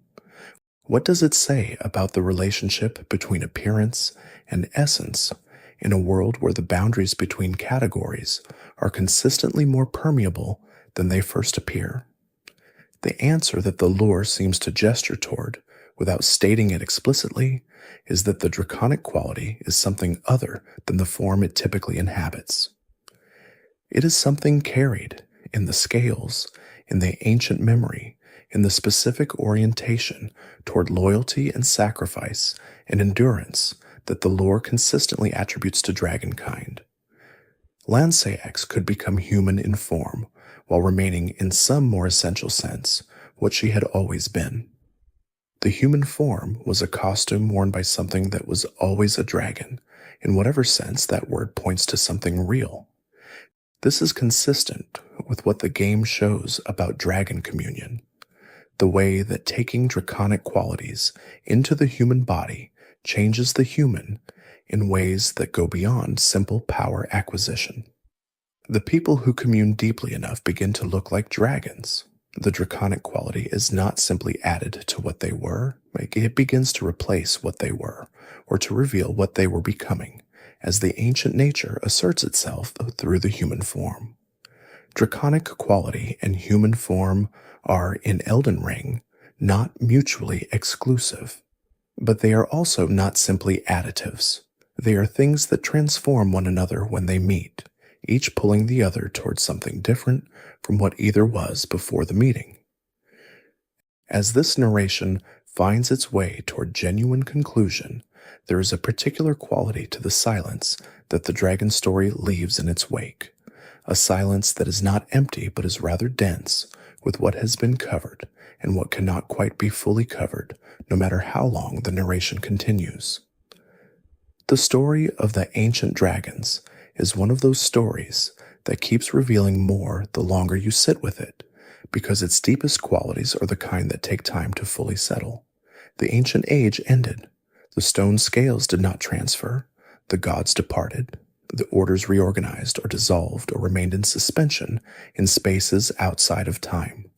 And from all of that, the present world was built. On top of the ruins, using the symbols, carrying the lightning in diminished forms through lineages of both descent and practice. What the ancient dragons left behind is not nothing. It is, in many ways, everything that shapes the present world's deepest structures. The symbolic vocabulary of protection, the template of Elden Lord and God that every subsequent iteration of the arrangement was drawn from, the physical irregularity of a location where time still behaves according to rules established by beings long absent, the red lightning visible in the incantations of those who maintained their connection to the ancient line through practice and communion and love.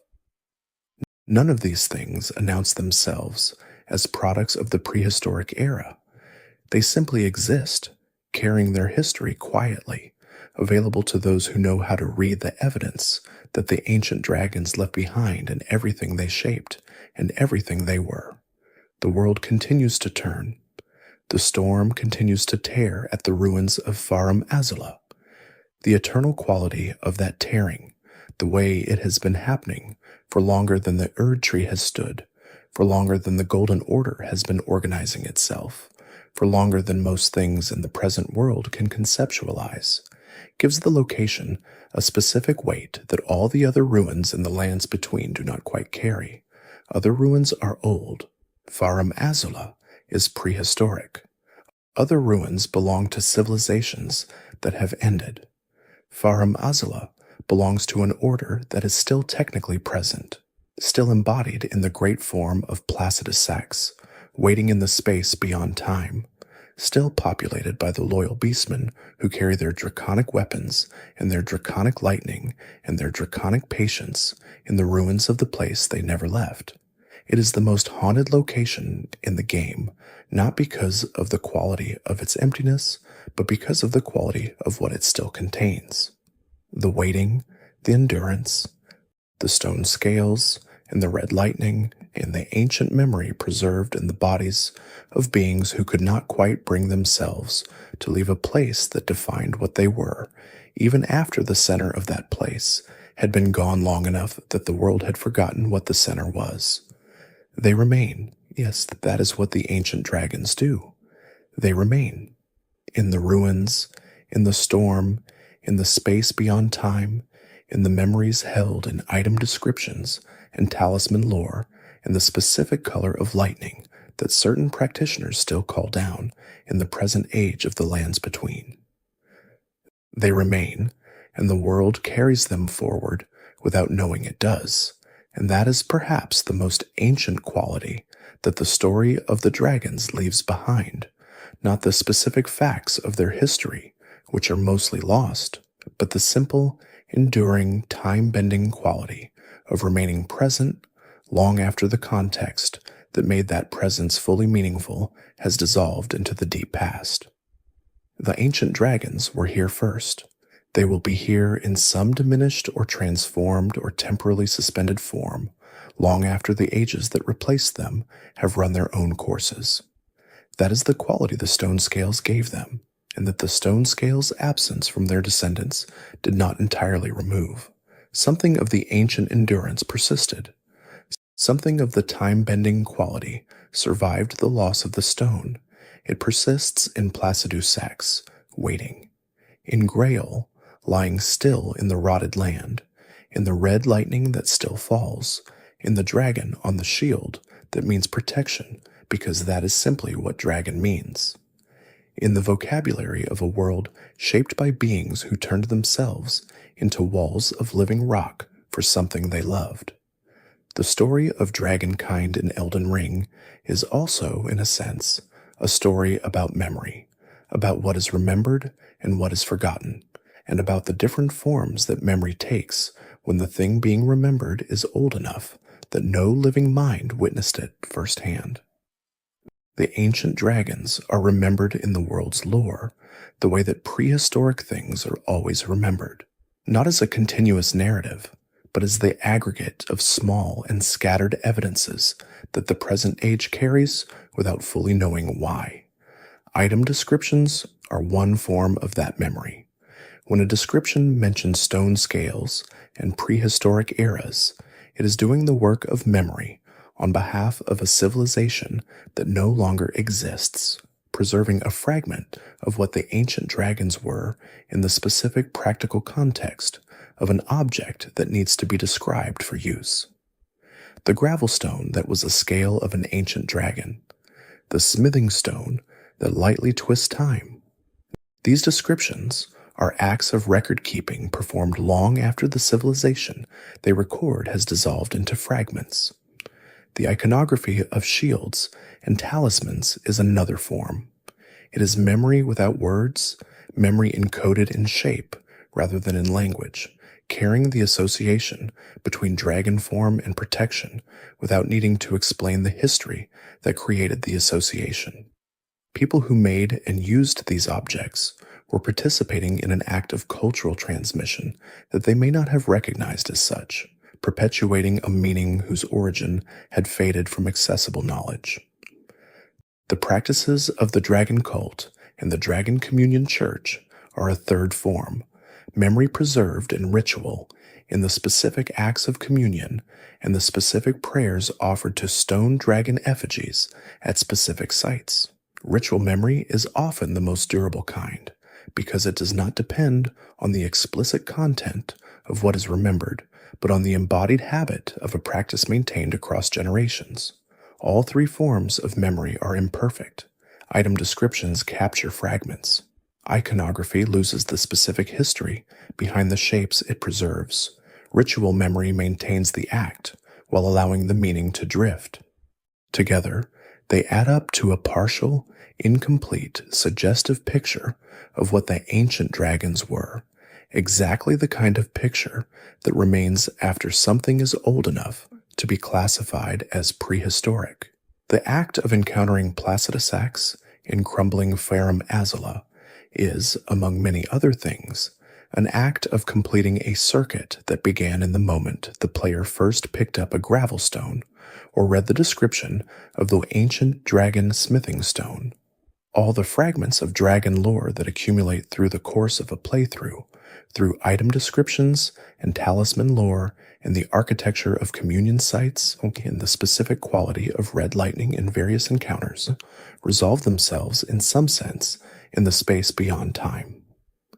You arrive at a being who is the source of many of those fragments. The talisman that extends spell duration comes from Placidusax's power. The smithing stone that twists time is Placidusax's scale. The first Elden Lord who waited for a god who would never return. That is the figure who now, in the storm and the ruin, demonstrates why the stone scales twist time and why the culture of an entire world preserved the dragon shape as a symbol of protection. The encounter does not explain everything. The lore never explains everything. But it provides a kind of convergence point, a place where the accumulated evidence of the prehistoric age becomes present in the most immediate and undeniable form, in the form of the ancient dragon lord themselves, still here, still enduring, still carrying in the great scarred body the history that the item descriptions can only gesture toward.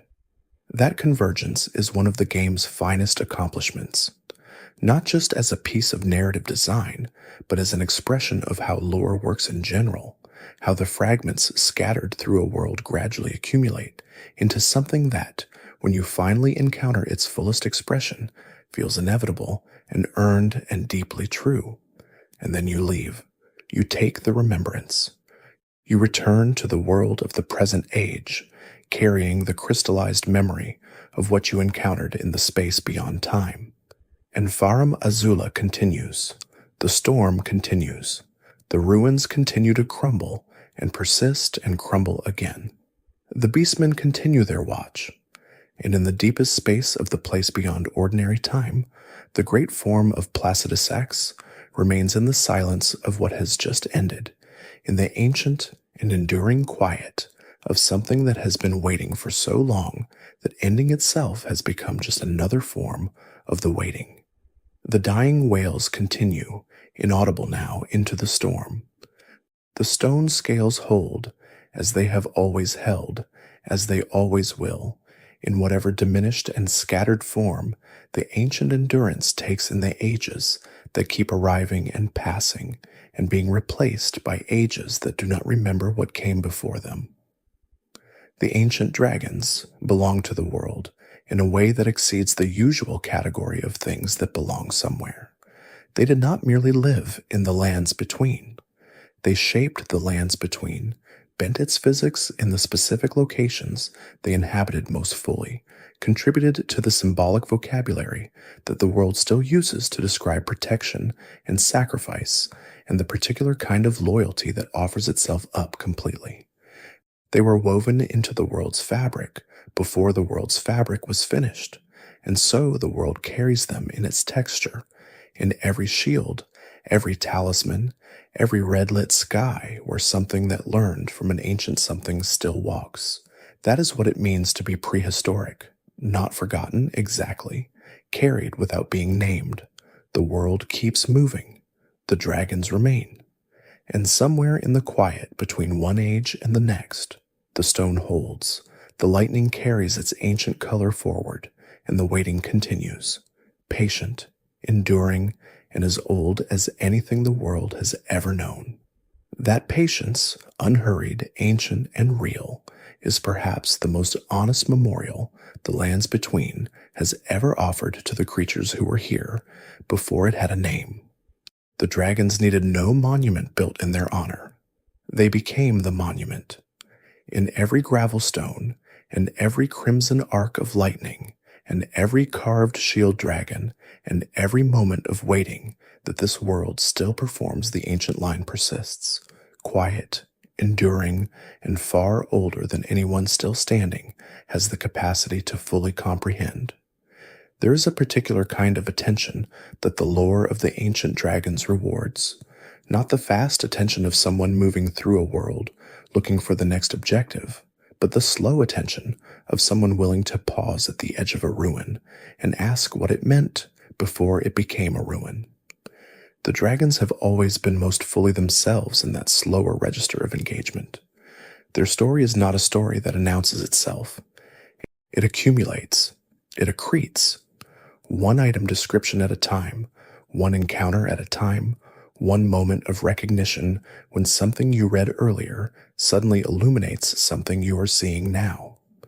That process of accumulation mirrors, in some sense, the process by which the ancient dragons themselves accumulated their history, not in a single dramatic event, not in a single age of glory followed by a single catastrophic fall, but across an incomprehensible span of time during which things happened that were never fully recorded, connections were formed that were never fully explained, and losses were sustained that are still being felt in the present age by beings who do not always know that what they are feeling is the residue of something prehistoric.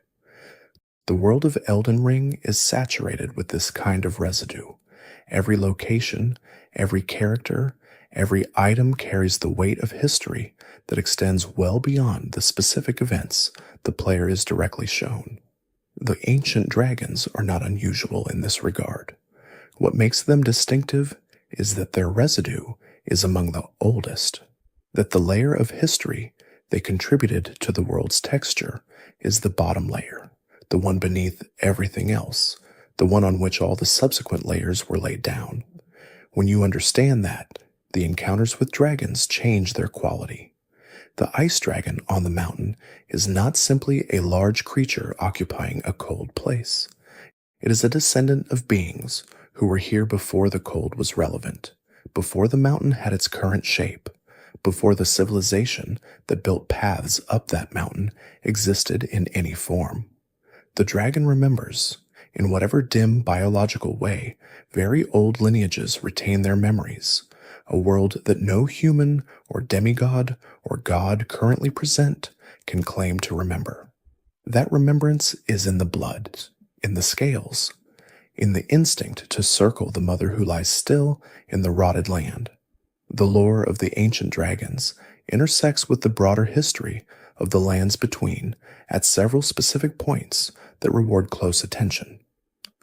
One of the most revealing is the period surrounding the establishment of the Erd Tree Age, when the transition from the prehistoric Draconic Order to the Golden Order was apparently made. The lore does not describe this transition as a war or a conquest or a negotiated settlement. It describes it as something that simply happened. The Erd Tree rose, the golden grace began to flow, and the ancient order was superseded without a documented moment of confrontation. This absence of a documented confrontation is itself significant. If the ancient dragons had resisted the establishment of the Erd Tree Age in any organized way, the lore would almost certainly have preserved some record of that resistance. The fact that no such record exists suggests either that the ancient dragons did not resist, that the departure of their god and the dissolution of their order left them without the will or the structure to oppose what came after, or that the transition happened so long ago and was so thoroughly classified as prehistoric that even whatever resistance occurred was lost from the record. What we have instead are the traces. The dragon cults persisting within Leyndell, the dragon knights maintaining their practices within the official institutional structure of the capital, the communion sites remaining functional, the stone dragon effigies retaining something of their ancient power, the incantations of draconic nature continuing to be available to those who sought them through the appropriate practices. These are not the traces of a civilization that was destroyed. They are the traces of a civilization that was superseded, that continued in diminished and transformed forms, integrated into the order that replaced it in ways that the replacing order found useful. That integration speaks to a certain pragmatism in how the Golden Age handled the ancient draconic tradition. Rather than eliminating it entirely, it absorbed it, kept the useful parts, preserved the functional connections to draconic power, maintained the dragon cult within a framework that officially claimed to supersede everything the dragon cult represented. The result was a hybrid, a golden order that carried within it the memory of what came before, unable to fully erase it, because fully erasing it would have meant giving up something real. The specific nature of the Erd Tree's relationship to the ancient draconic order is one of the deeper questions the lore raises without fully answering. The Erd Tree is described as eternal and perfect within the ideology of the Golden Order, a presence so fundamental to the current world that imagining the world without it requires the kind of imaginative effort most inhabitants of the lands between would not have thought to make. And yet the Erd Tree, by the logic of the lore's own chronology, arrived after the ancient dragons. It was not always there. There was a world before it. What was that world like? What did the sky look like when the only light in it was the red lightning of the ancient dragons and the natural light of a sun that had no golden canopy beneath it? What did the landscape feel like when the Erd Tree's roots had not yet sunk into the ground, when the grace had not yet begun to flow, when the only organizing principles of life in the lands between were the ones the ancient draconic order provided? The lore does not answer these questions directly, but the existence of the ancient draconic order as a real and functional civilization, the wall of living rock, the Elden Lord, the god who eventually departed, the red lightning and the stone scales, and the time-bending quality of the ancient age, implies a world of considerable complexity and depth that existed before the Erd Tree, and that was not simply a formless chaos waiting for the Golden Order to give it shape. The ancient dragons shaped the world before the Erd Tree shaped it. They organized power, established loyalty, maintained an order, produced a culture of sacrifice and protection that the subsequent age could not help but inherit. The Erd Tree did not create the lands between. It remade a world that already had a history, that already had, in the time-bending scales of the ancient dragons, something that could fairly be called civilization.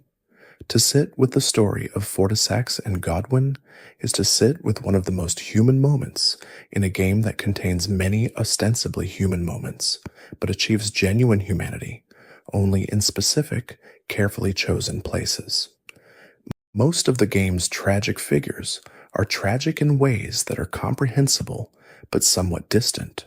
The tragedy of ambition, the tragedy of divine will operating indifferently over mortal lives, the tragedy of an order that valued power over everything and produced catastrophe as a predictable result. Fortisax and Godwin are tragic in a different way.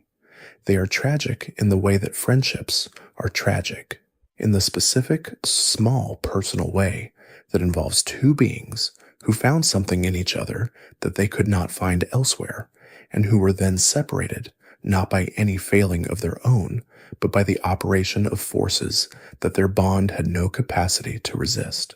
Godwin offered friendship instead of destruction. That is a choice the lore presents as characteristic of him, as an expression of something essential in his nature. And Fortisax accepted. An ancient dragon, a being who had endured for longer than most things in the world, accepting friendship from a demigod who had just defeated him.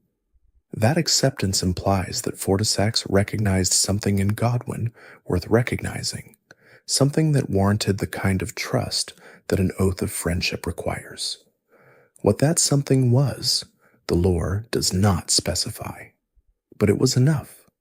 Enough for Fortisax to bind himself to Godwin in the specific and serious way that the oath-sworn relationship represents. Enough that when Godwin was killed in the worst possible way, his soul removed, his body continuing in corruption, Fortisax could not release the bond and simply move forward. The oath held even after the person who entered it was gone in any meaningful sense. That is the defining quality of the ancient dragon's love, expressed in its most devastating form. It holds even when holding accomplishes nothing. It holds even when the object of the holding is unreachable. It simply holds, because that is the nature of the bond that was formed, and the ancient dragons do not release what they have committed themselves to.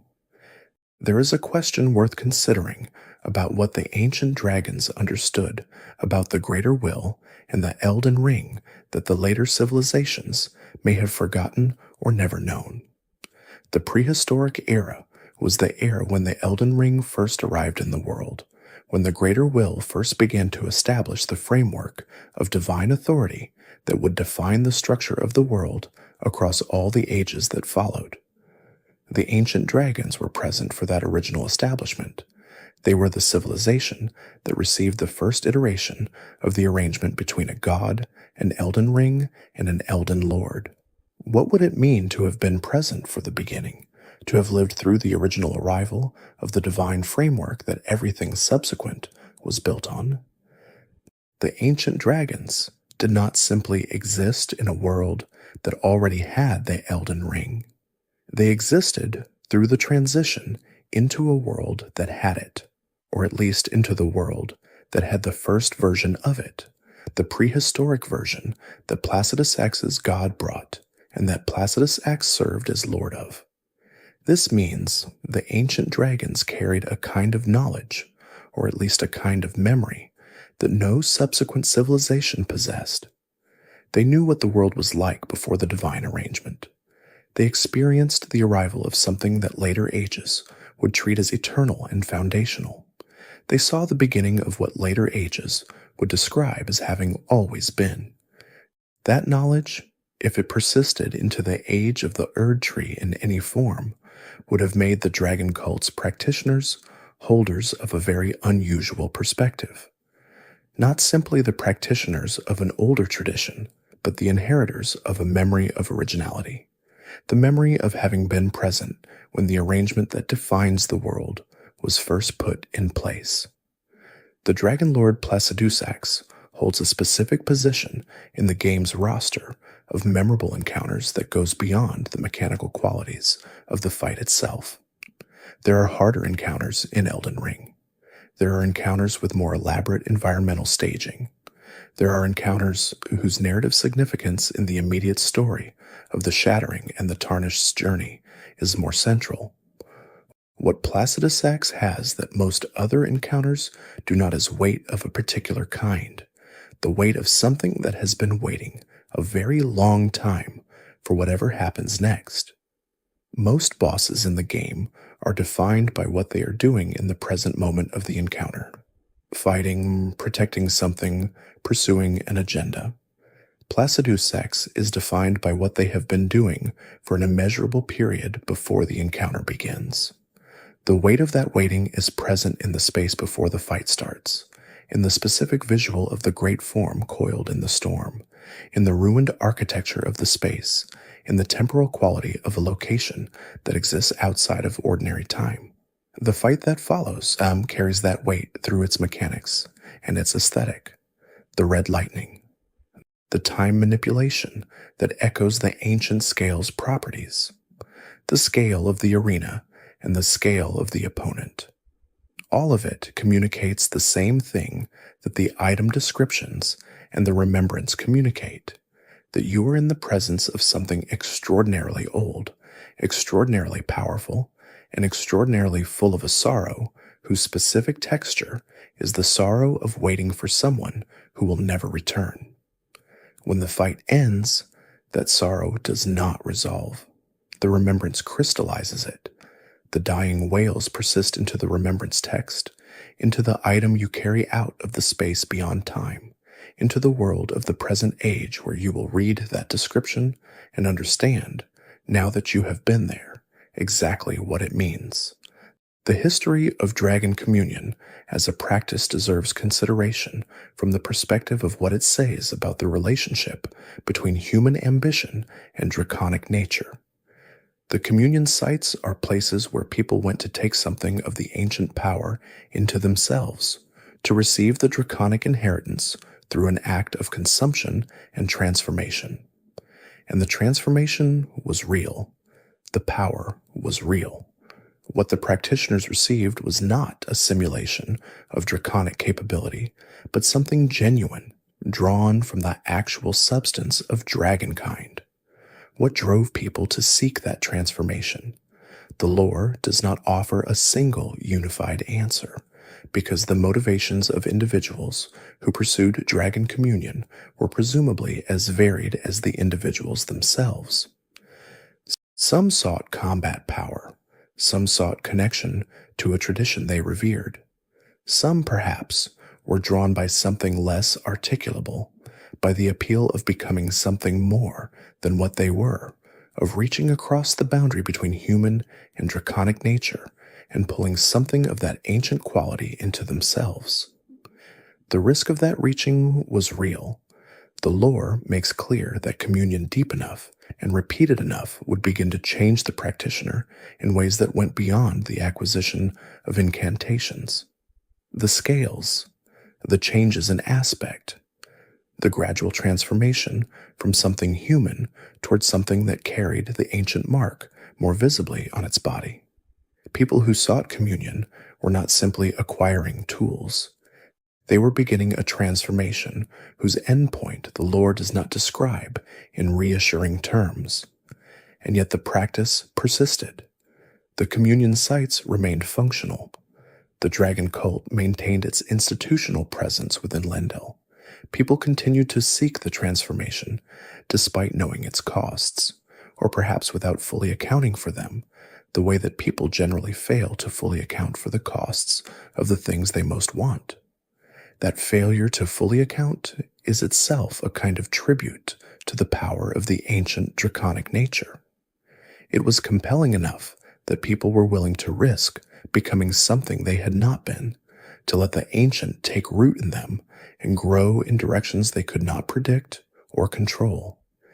The ancient dragons inspired that kind of reaching in the humans who encountered their legacy, not through coercion or manipulation, but simply through the gravity of what they were. The glintstone dragons and the question of magical inheritance in the draconic line is worth a more extended examination than it typically receives. The ancient dragons were defined by their stone scales and their red lightning, qualities that tied them to the physical and temporal rather than the arcane. Their power was the power of endurance, of time-bending stone, of the raw force of creatures whose relationship to mortality was fundamentally different from every other living thing. The glintstone dragons represented a deviation from that original quality that is so extreme as to raise genuine questions about the nature of draconic inheritance. They are not simply mortal dragons who happen to live near magical concentrations. They are creatures who have absorbed the arcane into their nature so thoroughly that the arcane defines them, that the shimmer of glintstone is their dominant quality, that the hunger for sorcerers is their characteristic behavior, that the blue light of magical energy has replaced in them the red fire of the ancient lightning. How did this transformation happen across the generations? The most straightforward explanation is gradual environmental influence, that the descendants of the ancient line who moved into regions of high magical concentration were slowly shaped by that concentration across many generations, until the arcane had worked its way so deeply into their biology that it became their primary characteristic. The same process that made the ice dragons cold and the rot-enduring Exix burned made the glintstone dragons magical. But the speed and completeness of the transformation, as it is expressed in the present-day glintstone dragons, suggests something more than simple environmental influence. It suggests that the draconic form is particularly receptive to the fundamental forces of the world, that the biology of dragonkind is unusually susceptible to being shaped by proximity to power in a way that most other biological forms are not. This receptivity is itself a form of the ancient quality. The ancient dragons were defined by their relationship to time, by scales that bent time around them. That relationship to a fundamental force is a template for what the descendants demonstrate in their relationship to other fundamental forces. The ice dragons have a relationship to cold. The glintstone dragons have a relationship to magical energy. Exix has a relationship to rot. Each is, in its own way, expressing the underlying draconic quality of deep relationship with power, just in different directions, shaped by different environments, resulting in different expressions of the same original receptivity. The Knight of Black Knives deserves consideration as an event specifically in the context of the ancient draconic order, not simply in the context of the Shattering narrative where it is usually placed. The assassination of Godwin the Golden was not just a political act with political consequences. It was the act that ended the possibility of the Fortisax-Godwin friendship continuing in any meaningful form, that drew Fortisax into the depths, that transformed the oath-sworn bond between the ancient dragon and the demigod prince into a tragedy of proximity to corruption.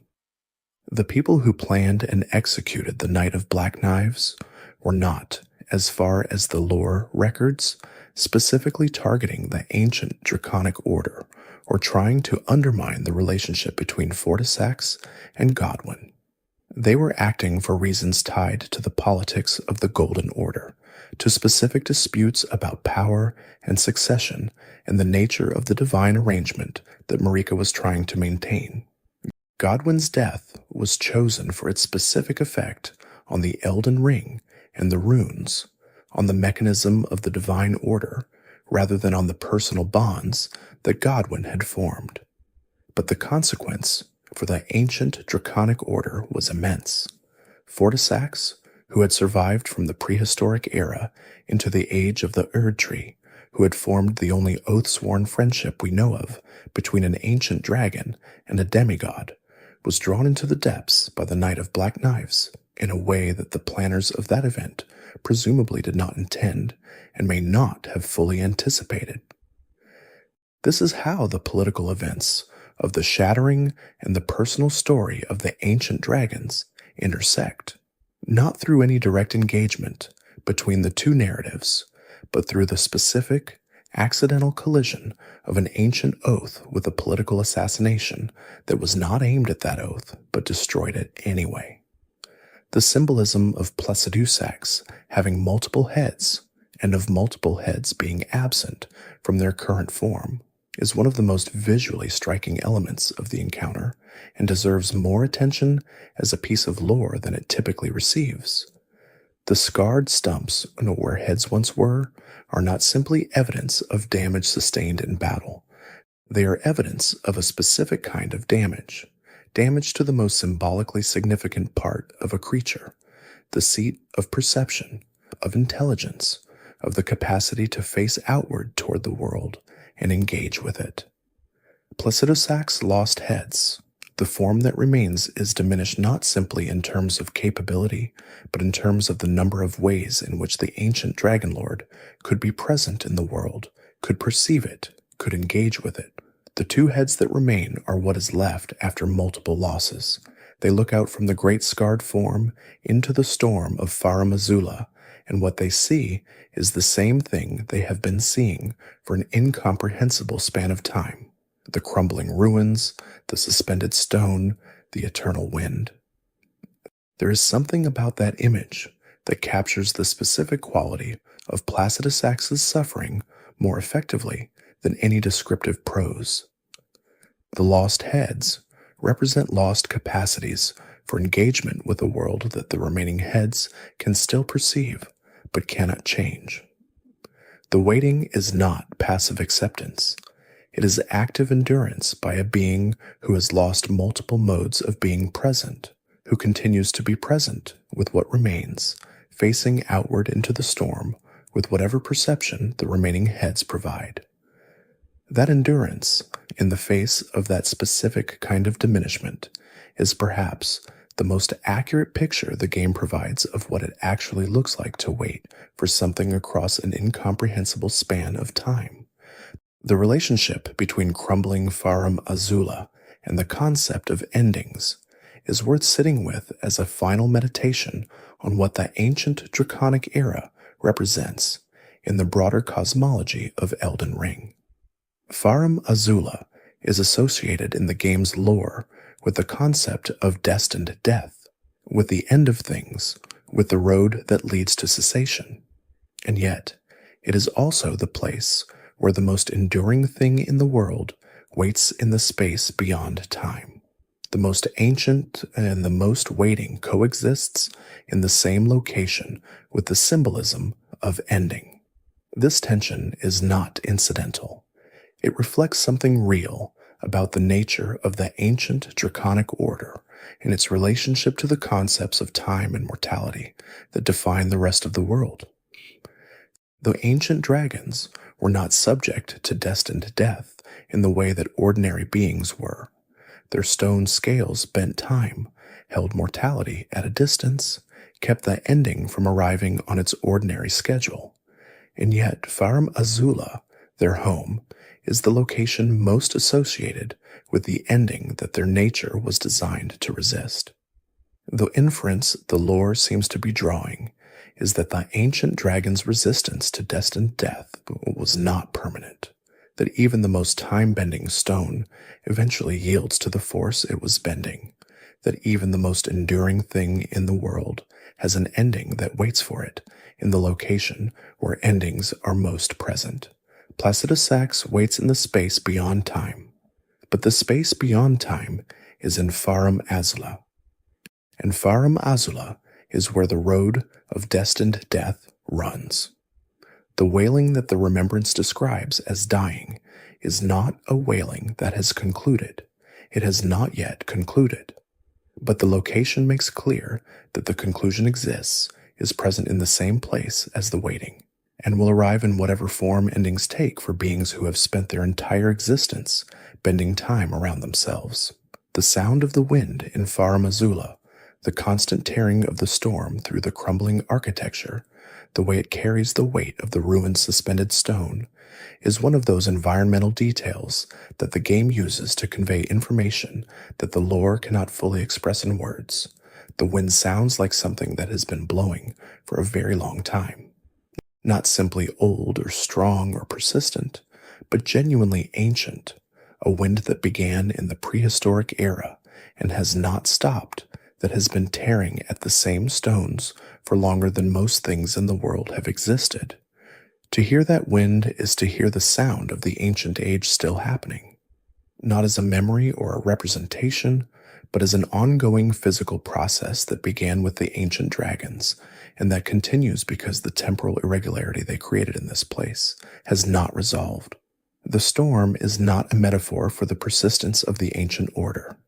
It is the persistence of the ancient order expressed as weather, as the physical behavior of air and force in a location where the rules that govern physical behavior were bent long ago and have not straightened. The wind carries the stone carries the memory carries the ancient dragon lord, still present in the eye of the storm, still waiting for a return that will not come, still enduring in the specific and terrible way that beings endure when the thing they are enduring for has already been classified as impossible by everyone else. That endurance is the final note of the ancient draconic order, not a triumph, not a resolution, but a persistence so profound and so patient that even the physical environment of the place where it is happening has taken on its quality. The wind endures, the stone endures, the ancient dragon lord endures, and the world beyond Farum Azula continues, carrying in its shields and its talismans and its red-lit incantations the shape of what that endurance has always meant. The ice dragons of the mountaintops of the giants represent one of the most geographically extreme adaptations in the draconic lineage.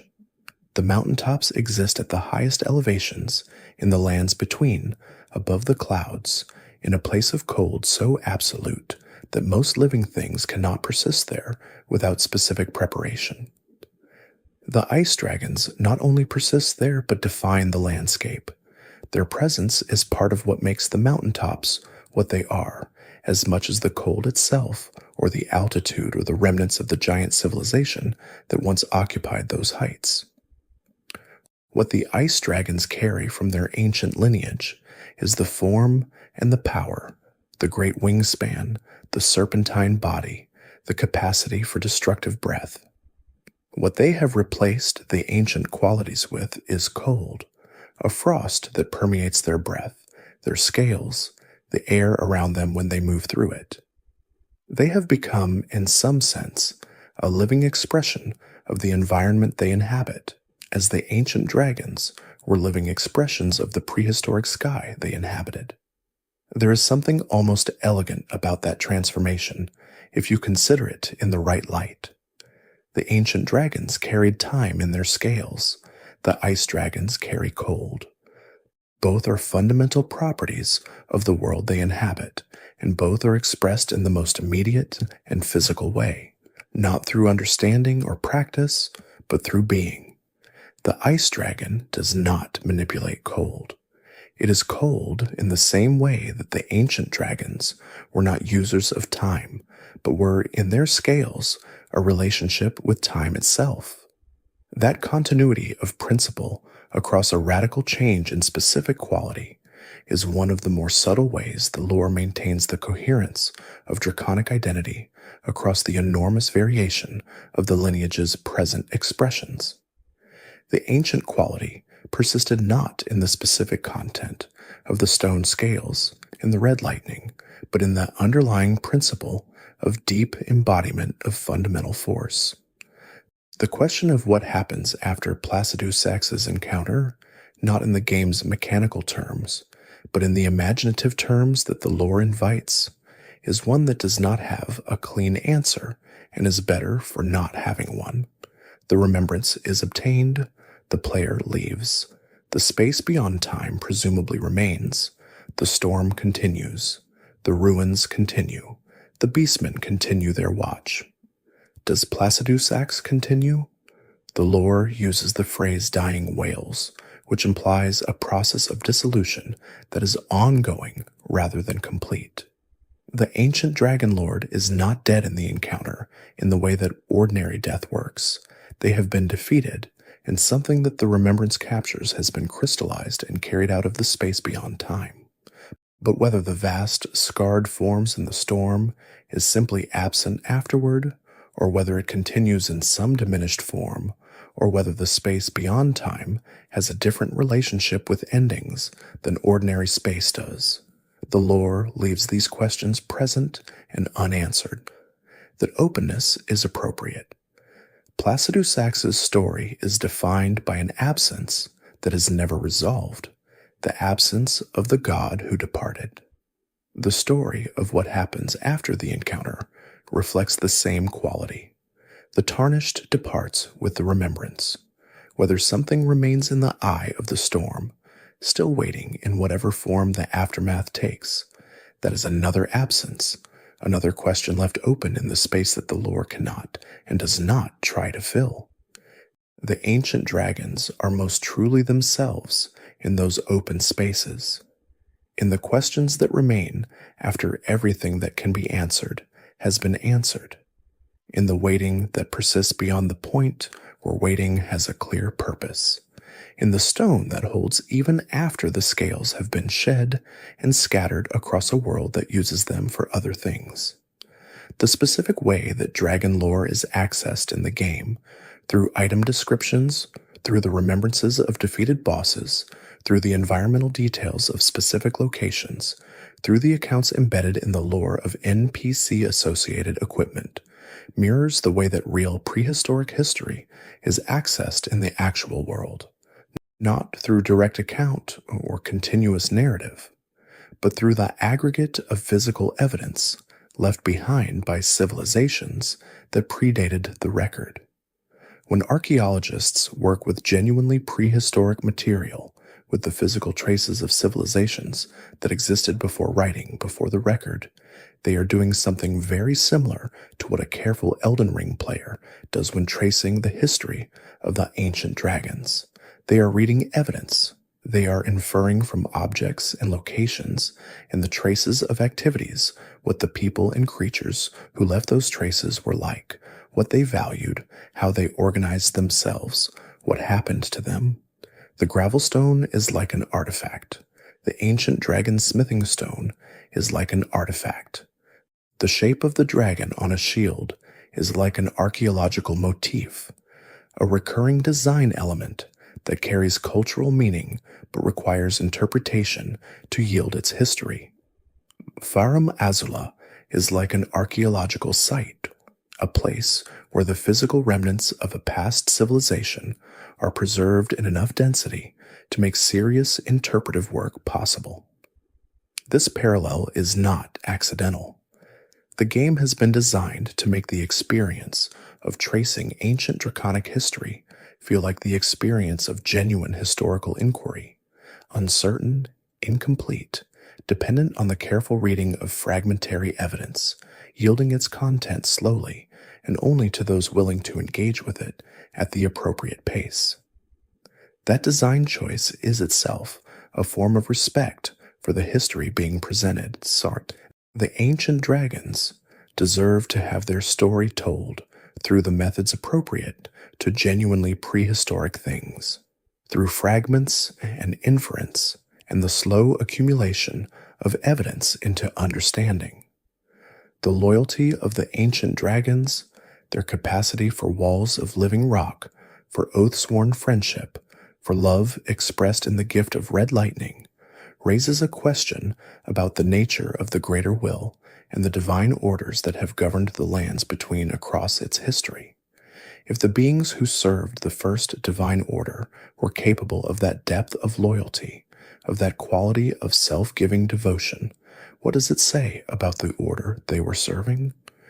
The greater will has not, in the game's accounts, demonstrated the same quality of reciprocal care for those who serve it. Marika was chosen by the greater will and used by it, ultimately broken by it, when the arrangement she maintained no longer served the will's purposes. Godfrey was used and discarded. The shattering itself can be read as a consequence of the greater will's order, demanding more than any divine arrangement could sustainably provide. Against that backdrop, the ancient dragon's loyalty appears as something genuinely exceptional, not because it was reciprocated by the divine power they served, but because it was given without guarantee of reciprocation. Placidusax waited for a god who never returned. The ancient dragons formed walls of living rock for a lord who was ultimately abandoned by the god they were protecting the lord in service of. The loyalty was real. What it was given in service of was not necessarily worthy of it. This is perhaps the most tragic dimension of the ancient draconic story. Not simply that they suffered and were diminished and were superseded, but that the depth of their capacity for loyalty, the quality that makes them the most moving figures in a game full of moving figures, was given to an arrangement that did not and could not fully reciprocate it. And yet what the ancient dragons demonstrate, precisely through that tragedy, is something that the lore of Elden Ring consistently gestures toward without fully articulating, that the quality of love and loyalty is not diminished by the failure of what it is given to. Fortisax's devotion to Godwin is not less real or less admirable because Godwin was killed and the depth could not be rewarded. Lancax's love for Vik is not less real because Vik ended in an Evergel, burned and changed. The ancient dragon's protection of Placidusax is not less meaningful because Placidusax's god ultimately departed.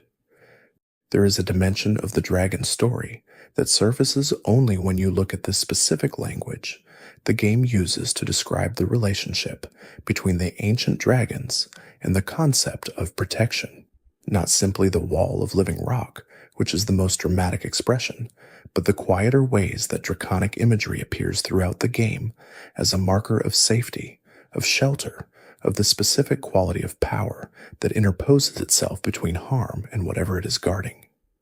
The dragon talismans that reduce damage are among the most practically useful items in the game, and yet they are also among the most lore-laden. Every time a player equips a talisman bearing the dragon motif and finds that they absorb a blow that should have broken them, they are, in a very small and practical sense, reenacting the wall of living rock. The symbolic economy of the ancient dragon's sacrifice has been compressed into a wearable object that works without requiring the wearer to understand what it represents. That compression is how the prehistoric persists in the everyday. The person wearing the dragon talisman is not thinking about Placidusax. They are thinking about the challenge they are about to face and the resources they have available. But the protection they receive is shaped by a history that precedes them by an immeasurable span of time, and that history is encoded in the motif on the talisman they chose to wear because it felt right, because the dragon seemed like the correct symbol for what they needed, because the instinct toward draconic imagery for protection is deep enough in the world's cultural vocabulary to have survived the forgetting of everything that made it meaningful in the first place. This is one of the most quietly profound things the game does with its dragon lore, not simply presenting the history of the ancient dragons as interesting backstory, but embedding that history in the functional objects of the present world in ways that make the player an unwitting participant in the ongoing transmission of prehistoric meaning. The distinction between the two types of dragon lightning, the ancient red fire and the ordinary white gold lightning of the mortal dragons, is worth dwelling on as a marker of what specifically was retained and what was lost in the transition between the ancient and mortal lines. The mortal dragons can produce lightning. It is real, powerful, and dangerous in the way that everything about the mortal dragons is real and powerful and dangerous. But it is not the red fire. It is not the ancient signature. The loss of the red fire from the mortal lineage is parallel to the loss of the stone scales. Both are qualities that belonged specifically to the ancient nature that did not transfer across the generational divide, that remain present in the world only through the specific lineages and practices that manage to maintain connection to the original source. The dragon cult's practitioners can access red lightning through the depth of their communion and the specific relationships they formed with ancient dragons who chose to share it. The beastmen carry it as part of their original integration into the ancient order. But the mortal dragons, whose lineage is the most direct biological descent from the ancient line, cannot produce it. There is something worth noticing in that inversion. The most direct inheritors of the ancient draconic biology do not carry the most distinctively ancient quality. It is the humans who formed the deepest relationships with the ancient line, through communion, through love, through the specific kind of devotion that the dragon cult represented, who retained access to what the biological inheritance alone could not preserve. This suggests that the red lightning was tied not simply to biology, but to something more relational, to the quality of the connection between the ancient line and those it chose to share itself with. The mortal dragons inherited the form. The practitioners who formed genuine bonds with the ancient line inherited something the form alone could not carry. The question of what it means to be oath-sworn in the world of Elden Ring is one that the dragon lore illuminates with particular clarity, because the oath-sworn relationships that appear in the draconic narrative are among the most fully realized examples of that concept in the entire game. The general concept of oaths and oath-breaking appears throughout the lore in various contexts, in the mechanics of the Rune of Death, in the narratives of various characters who broke or maintained their commitments in ways that shaped the world's history. But the specific quality of an oath between a dragon and a mortal is something the game treats as particularly significant. When Fortisax accepted Godwin's offer of friendship and became oath-sworn, that bond carried a weight that ordinary human oaths do not quite reach. Not because Fortisax was simply more powerful than a human oathkeeper, but because the ancient dragon's relationship to loyalty was different in kind from the human relationship to it. For the ancient dragons, loyalty was not a social contract maintained by mutual benefit and rational calculation. It was a fundamental orientation of the self, the same quality that produced walls of living rock and waiting in spaces beyond time was the quality that Fortisax expressed when he entered the oath with Godwin. An oath with an ancient dragon was not simply a promise. It was an alignment of one of the most enduringly loyal beings in the world with the person or cause receiving the oath. It meant that what the ancient dragon was, the full weight of their capacity for deep and unretractable commitment, was now directed at you. That is a different thing from what most oaths provide. This is why the Knight of Black Knives was so devastating to Fortisax specifically. It did not simply kill someone he cared about. It made the full weight of his ancient loyalty, the same quality that had moved armies to form walls of living rock, into something that could not find its proper object. The oath held. The person who had received it was gone. The loyalty continued, directed at a corrupted and unreachable form in the depths, because the loyalty was what it was, and there was no mechanism for redirecting it. The dragon scale blade is one of those weapons in Elden Ring that rewards attention to its description in ways that go well beyond its mechanical properties. Its lore connects it directly to the ancient draconic tradition, to the specific quality of the stone scales and what they meant, to the relationship between draconic power and the capacity to withstand what would otherwise be unsurvivable. The blade is described in terms that tie it to the ancient order rather than to the mortal dragons, making it a weapon that carries the weight of the prehistoric era in its very form. Weapons in Elden Ring are often the most concentrated form of lore delivery, a single item that carries, in its description, a dense knot of historical information that can take significant effort to fully unpack. The dragon-associated weapons are particularly rich in this regard because they sit at the intersection of the ancient and mortal draconic traditions, the human and draconic lineages, the current age and the prehistoric one.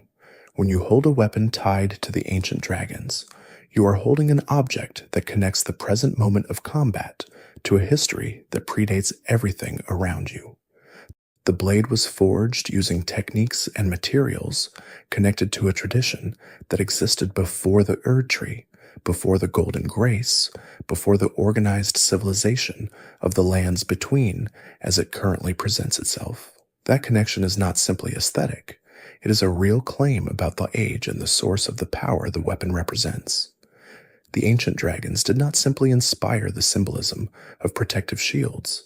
They contributed to the material culture of the world across a range of objects and practices, weapons, talismans, incantations, smithing materials, in ways that are still visible in the present age if you know what to look for. Their contribution is everywhere. It is just mostly unlabeled. There is a particular kind of melancholy that attaches to the mortal dragons when you understand their relationship to the ancient line. They are not the diminished versions of something great in any simple or contemptible sense. They are genuinely powerful, genuinely formidable creatures of real consequence in the world they inhabit. And yet the lore positions them through specific descriptive language as paltry by comparison to what came before, mortal rather than immortal, two-winged rather than four-winged, carrying the blood but not the stone.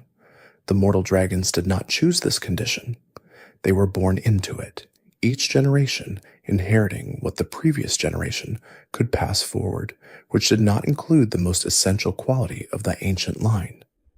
They grew into the forms they have, adapted to the environments they occupied, became the creatures the present age encounters, ice-breathing and rot-enduring and glintstone shimmering, powerful in their own right, but always at some distance from the original. There is no tragedy of fall in the mortal dragon's story in the way that there is in Placidusax's story. They were not great and made lesser. They were born into the lesser condition without having experienced the greater one. The tragedy, if it exists, belongs to the line rather than to any individual, to the process of transmission that could not carry the most essential quality forward, that produced with each generation a new set of creatures who were what they were fully and genuinely, but were not what their ancestors had been. The mother of all mortal dragons lies still in Caelid. Her children circle her. She carries the designation of ancient dragon's scale even in her present diminished state, a reminder that the ancient and the mortal are not cleanly separated categories, that the transition between them was gradual and is not fully complete even in the present age. Greyall is both ancient and mortal, ancient in her lineage and mortal in her condition, a living embodiment of the line's passage from one state to the other. The specific ecology of dragonkind in the lands between, the way different lineages of mortal dragons have distributed themselves across different regions and assumed different characteristics, is worth examining as a map of how the ancient line's descendants responded to the world that the Golden Age created. The ancient dragons inhabited a prehistoric world whose basic conditions we can only infer. Their mortal descendants inhabited the specific world that exists in the game, with its particular geography, its particular concentrations of magical energy, its particular climatic zones, its particular distributions of power and corruption. Each regional population of mortal dragons represents a specific answer to the question of how the ancient biological template could persist in a world very different from the one that produced it. The answer, in each case, involves a deep absorption of the local conditions. The mountains made ice dragons. The magical concentrations made glintstone dragons. The rot made something that the ancient template could barely be said to still inhabit, and yet X6 persists, which is itself a testament to the underlying durability of the draconic form. What this ecological distribution suggests is that the mortal dragons are not simply the ancient line in diminished form. They are the ancient line expressed in a new register, adapted, transformed, carrying the deep biology of their ancestors, in forms shaped by the specific demands of the world they inherited. They are not lesser than the ancient dragons, in the way that a pale copy is lesser than an original. They are different responses to different conditions, carrying the same underlying capacity for deep embodiment of fundamental force, expressing that capacity in the directions the world they inherited made available. In that sense, the mortal dragons are not a tragedy of diminishment, but a story of adaptation, of the ancient template proving flexible enough to produce radically different expressions while maintaining the underlying principle that ties them to the prehistoric line.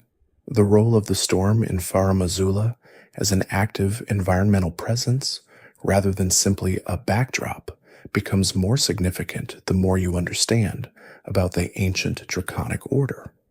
Storms are associated with dragons throughout the game's lore and iconography in ways that go beyond simple aesthetic choice. The ancient dragons moved through the sky. Red lightning was their signature power. The association between dragonkind and extreme atmospheric conditions is woven through the entire tradition. The storm of Farum Azula is not simply a storm. It is the storm that has been present in that location since the ancient dragons inhabited it, since the prehistoric era, since before the Erd tree, since the age when the red lightning lit the sky, as the natural expression of the most powerful beings in the world moving through their element. That storm has continued because the temporal irregularity of Farum Azula has kept it continuing, has prevented the ordinary resolution that storms undergo when the conditions that created them change. The storm is thus a relic of the ancient sky. The actual atmospheric conditions of the prehistoric era, preserved in the same temporal amber that has preserved the ruins and the beastmen and the great form of Placidusax in the space at the storm's center.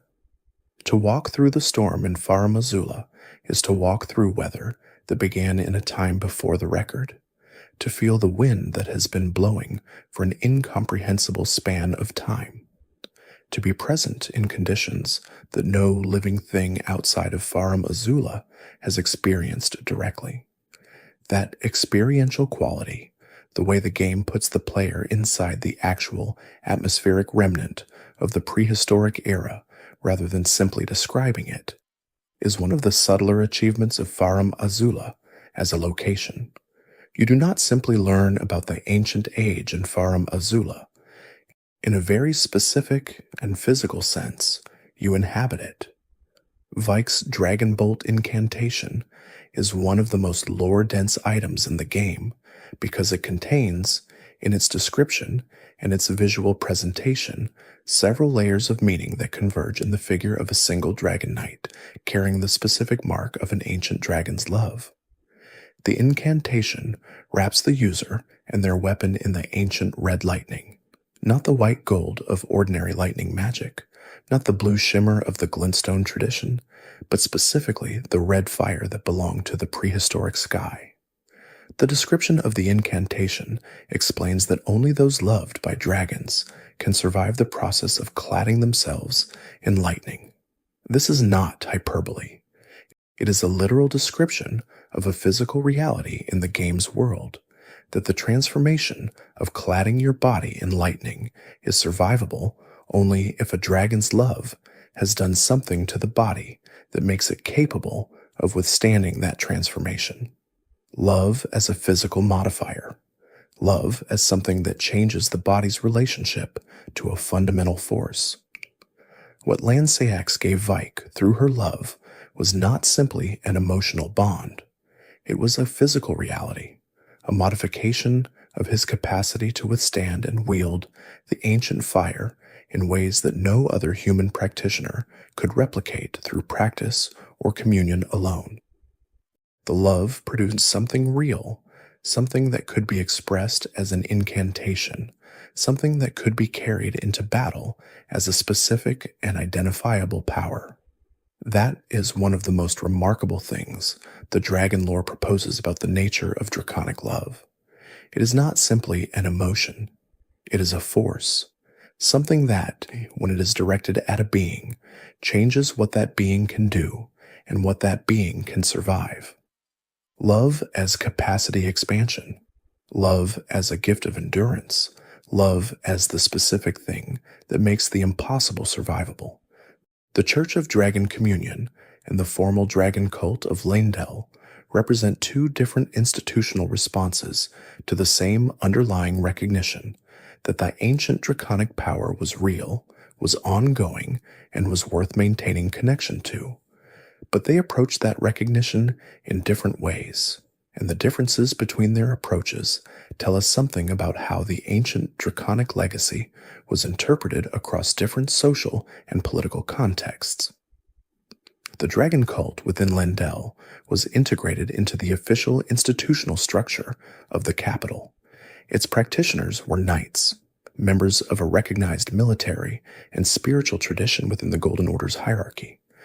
Their connection to the Draconic Order was channeled through the specific framework of the cult, with its priesthood and its practices and its position within the broader organization of the capital's religious and political life. The dragon cult was the draconic tradition made institutional, made compatible with the official order that claimed to supersede it. The Church of Dragon Communion was something different, a more autonomous institution, maintaining the practice of communion itself as its central rite, located at specific sites that carried the ancient draconic power in forms that could be accessed through the ritual consumption of dragon hearts. The church was not integrated into the official order in the same way the dragon cult was. It maintained its own sites, its own practices, its own relationship to the ancient line.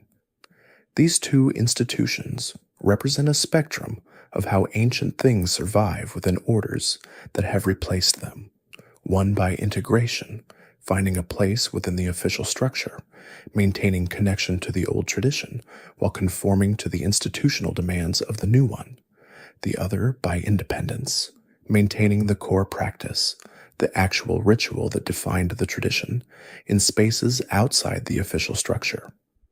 Both approaches preserved something, neither preserved everything. Together, they maintained enough of the ancient draconic connection that the power could continue to flow into the present age. The concept of consuming a dragon's heart as a path to power is one that the game does not present straightforwardly as either heroic or sinister. It is simply a practice, one with real costs and real benefits, one that involves a genuine transformation whose direction and extent depend on the depth of the communion. The game's neutral presentation of this practice reflects something important about how the lore treats the ancient draconic order more broadly. The ancient dragons are not presented as victims of the communion practices.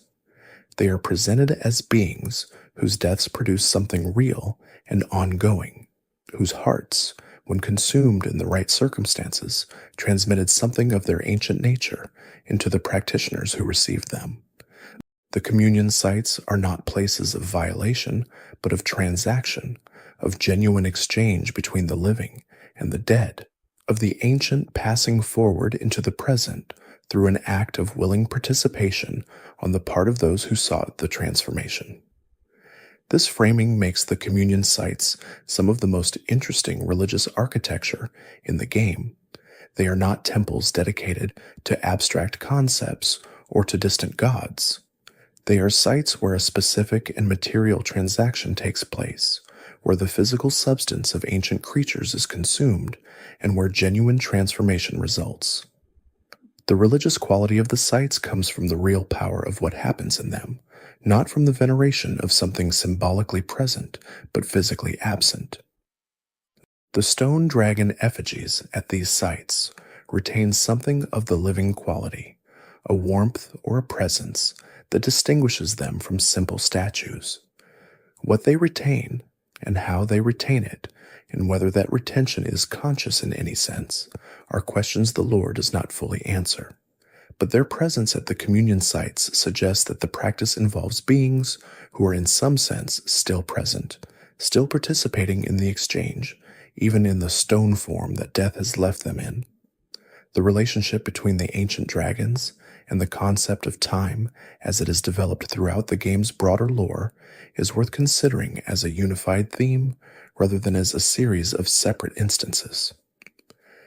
Time behaves unusually in several locations and contexts throughout the lands between, in Farum Azula most dramatically, but also in the nature of the Erd tree's roots and their relationship to death, in the specific mechanics of how the Rune of Death operates, in the existence of spaces that appear to exist outside of ordinary temporal progression.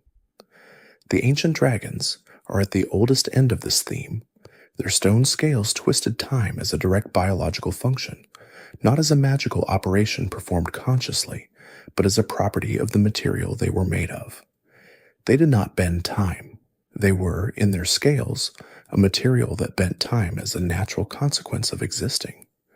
That is a different relationship to temporal distortion than most things in the game have, more fundamental, more physical, more analogous to the way certain materials in the actual world have specific relationships to physical forces.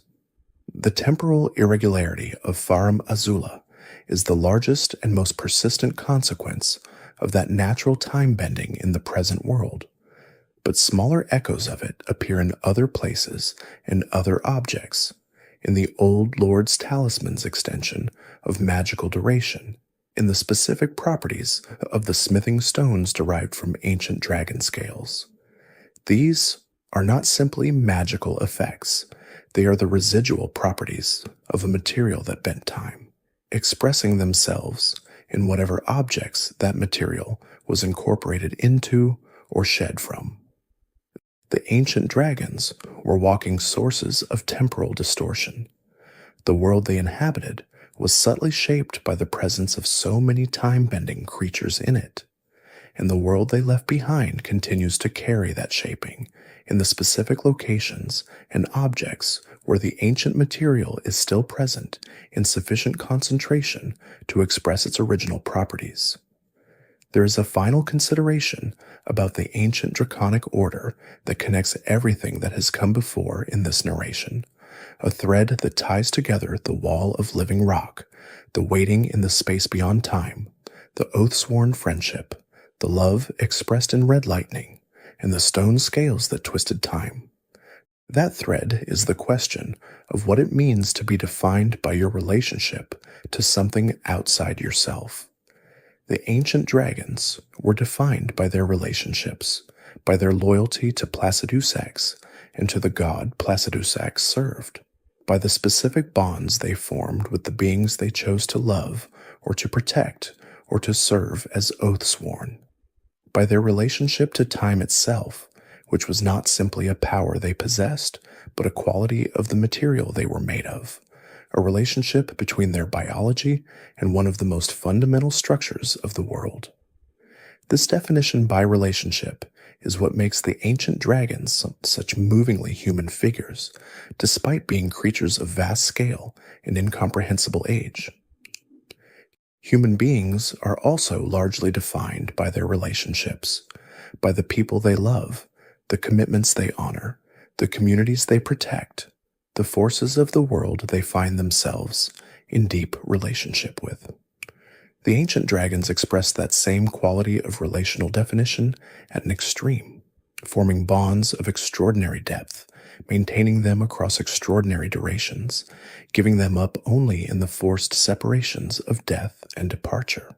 What the ancient draconic story ultimately offers to the person who follows it carefully through all its fragments and instances is a meditation on what it means to remain oriented towards something when the circumstances stop supporting that orientation, to love when the beloved is gone, to serve when the god has departed, to wait when the thing being waited for is not coming, to form walls of living stone for someone when the age that made that sacrifice meaningful is over.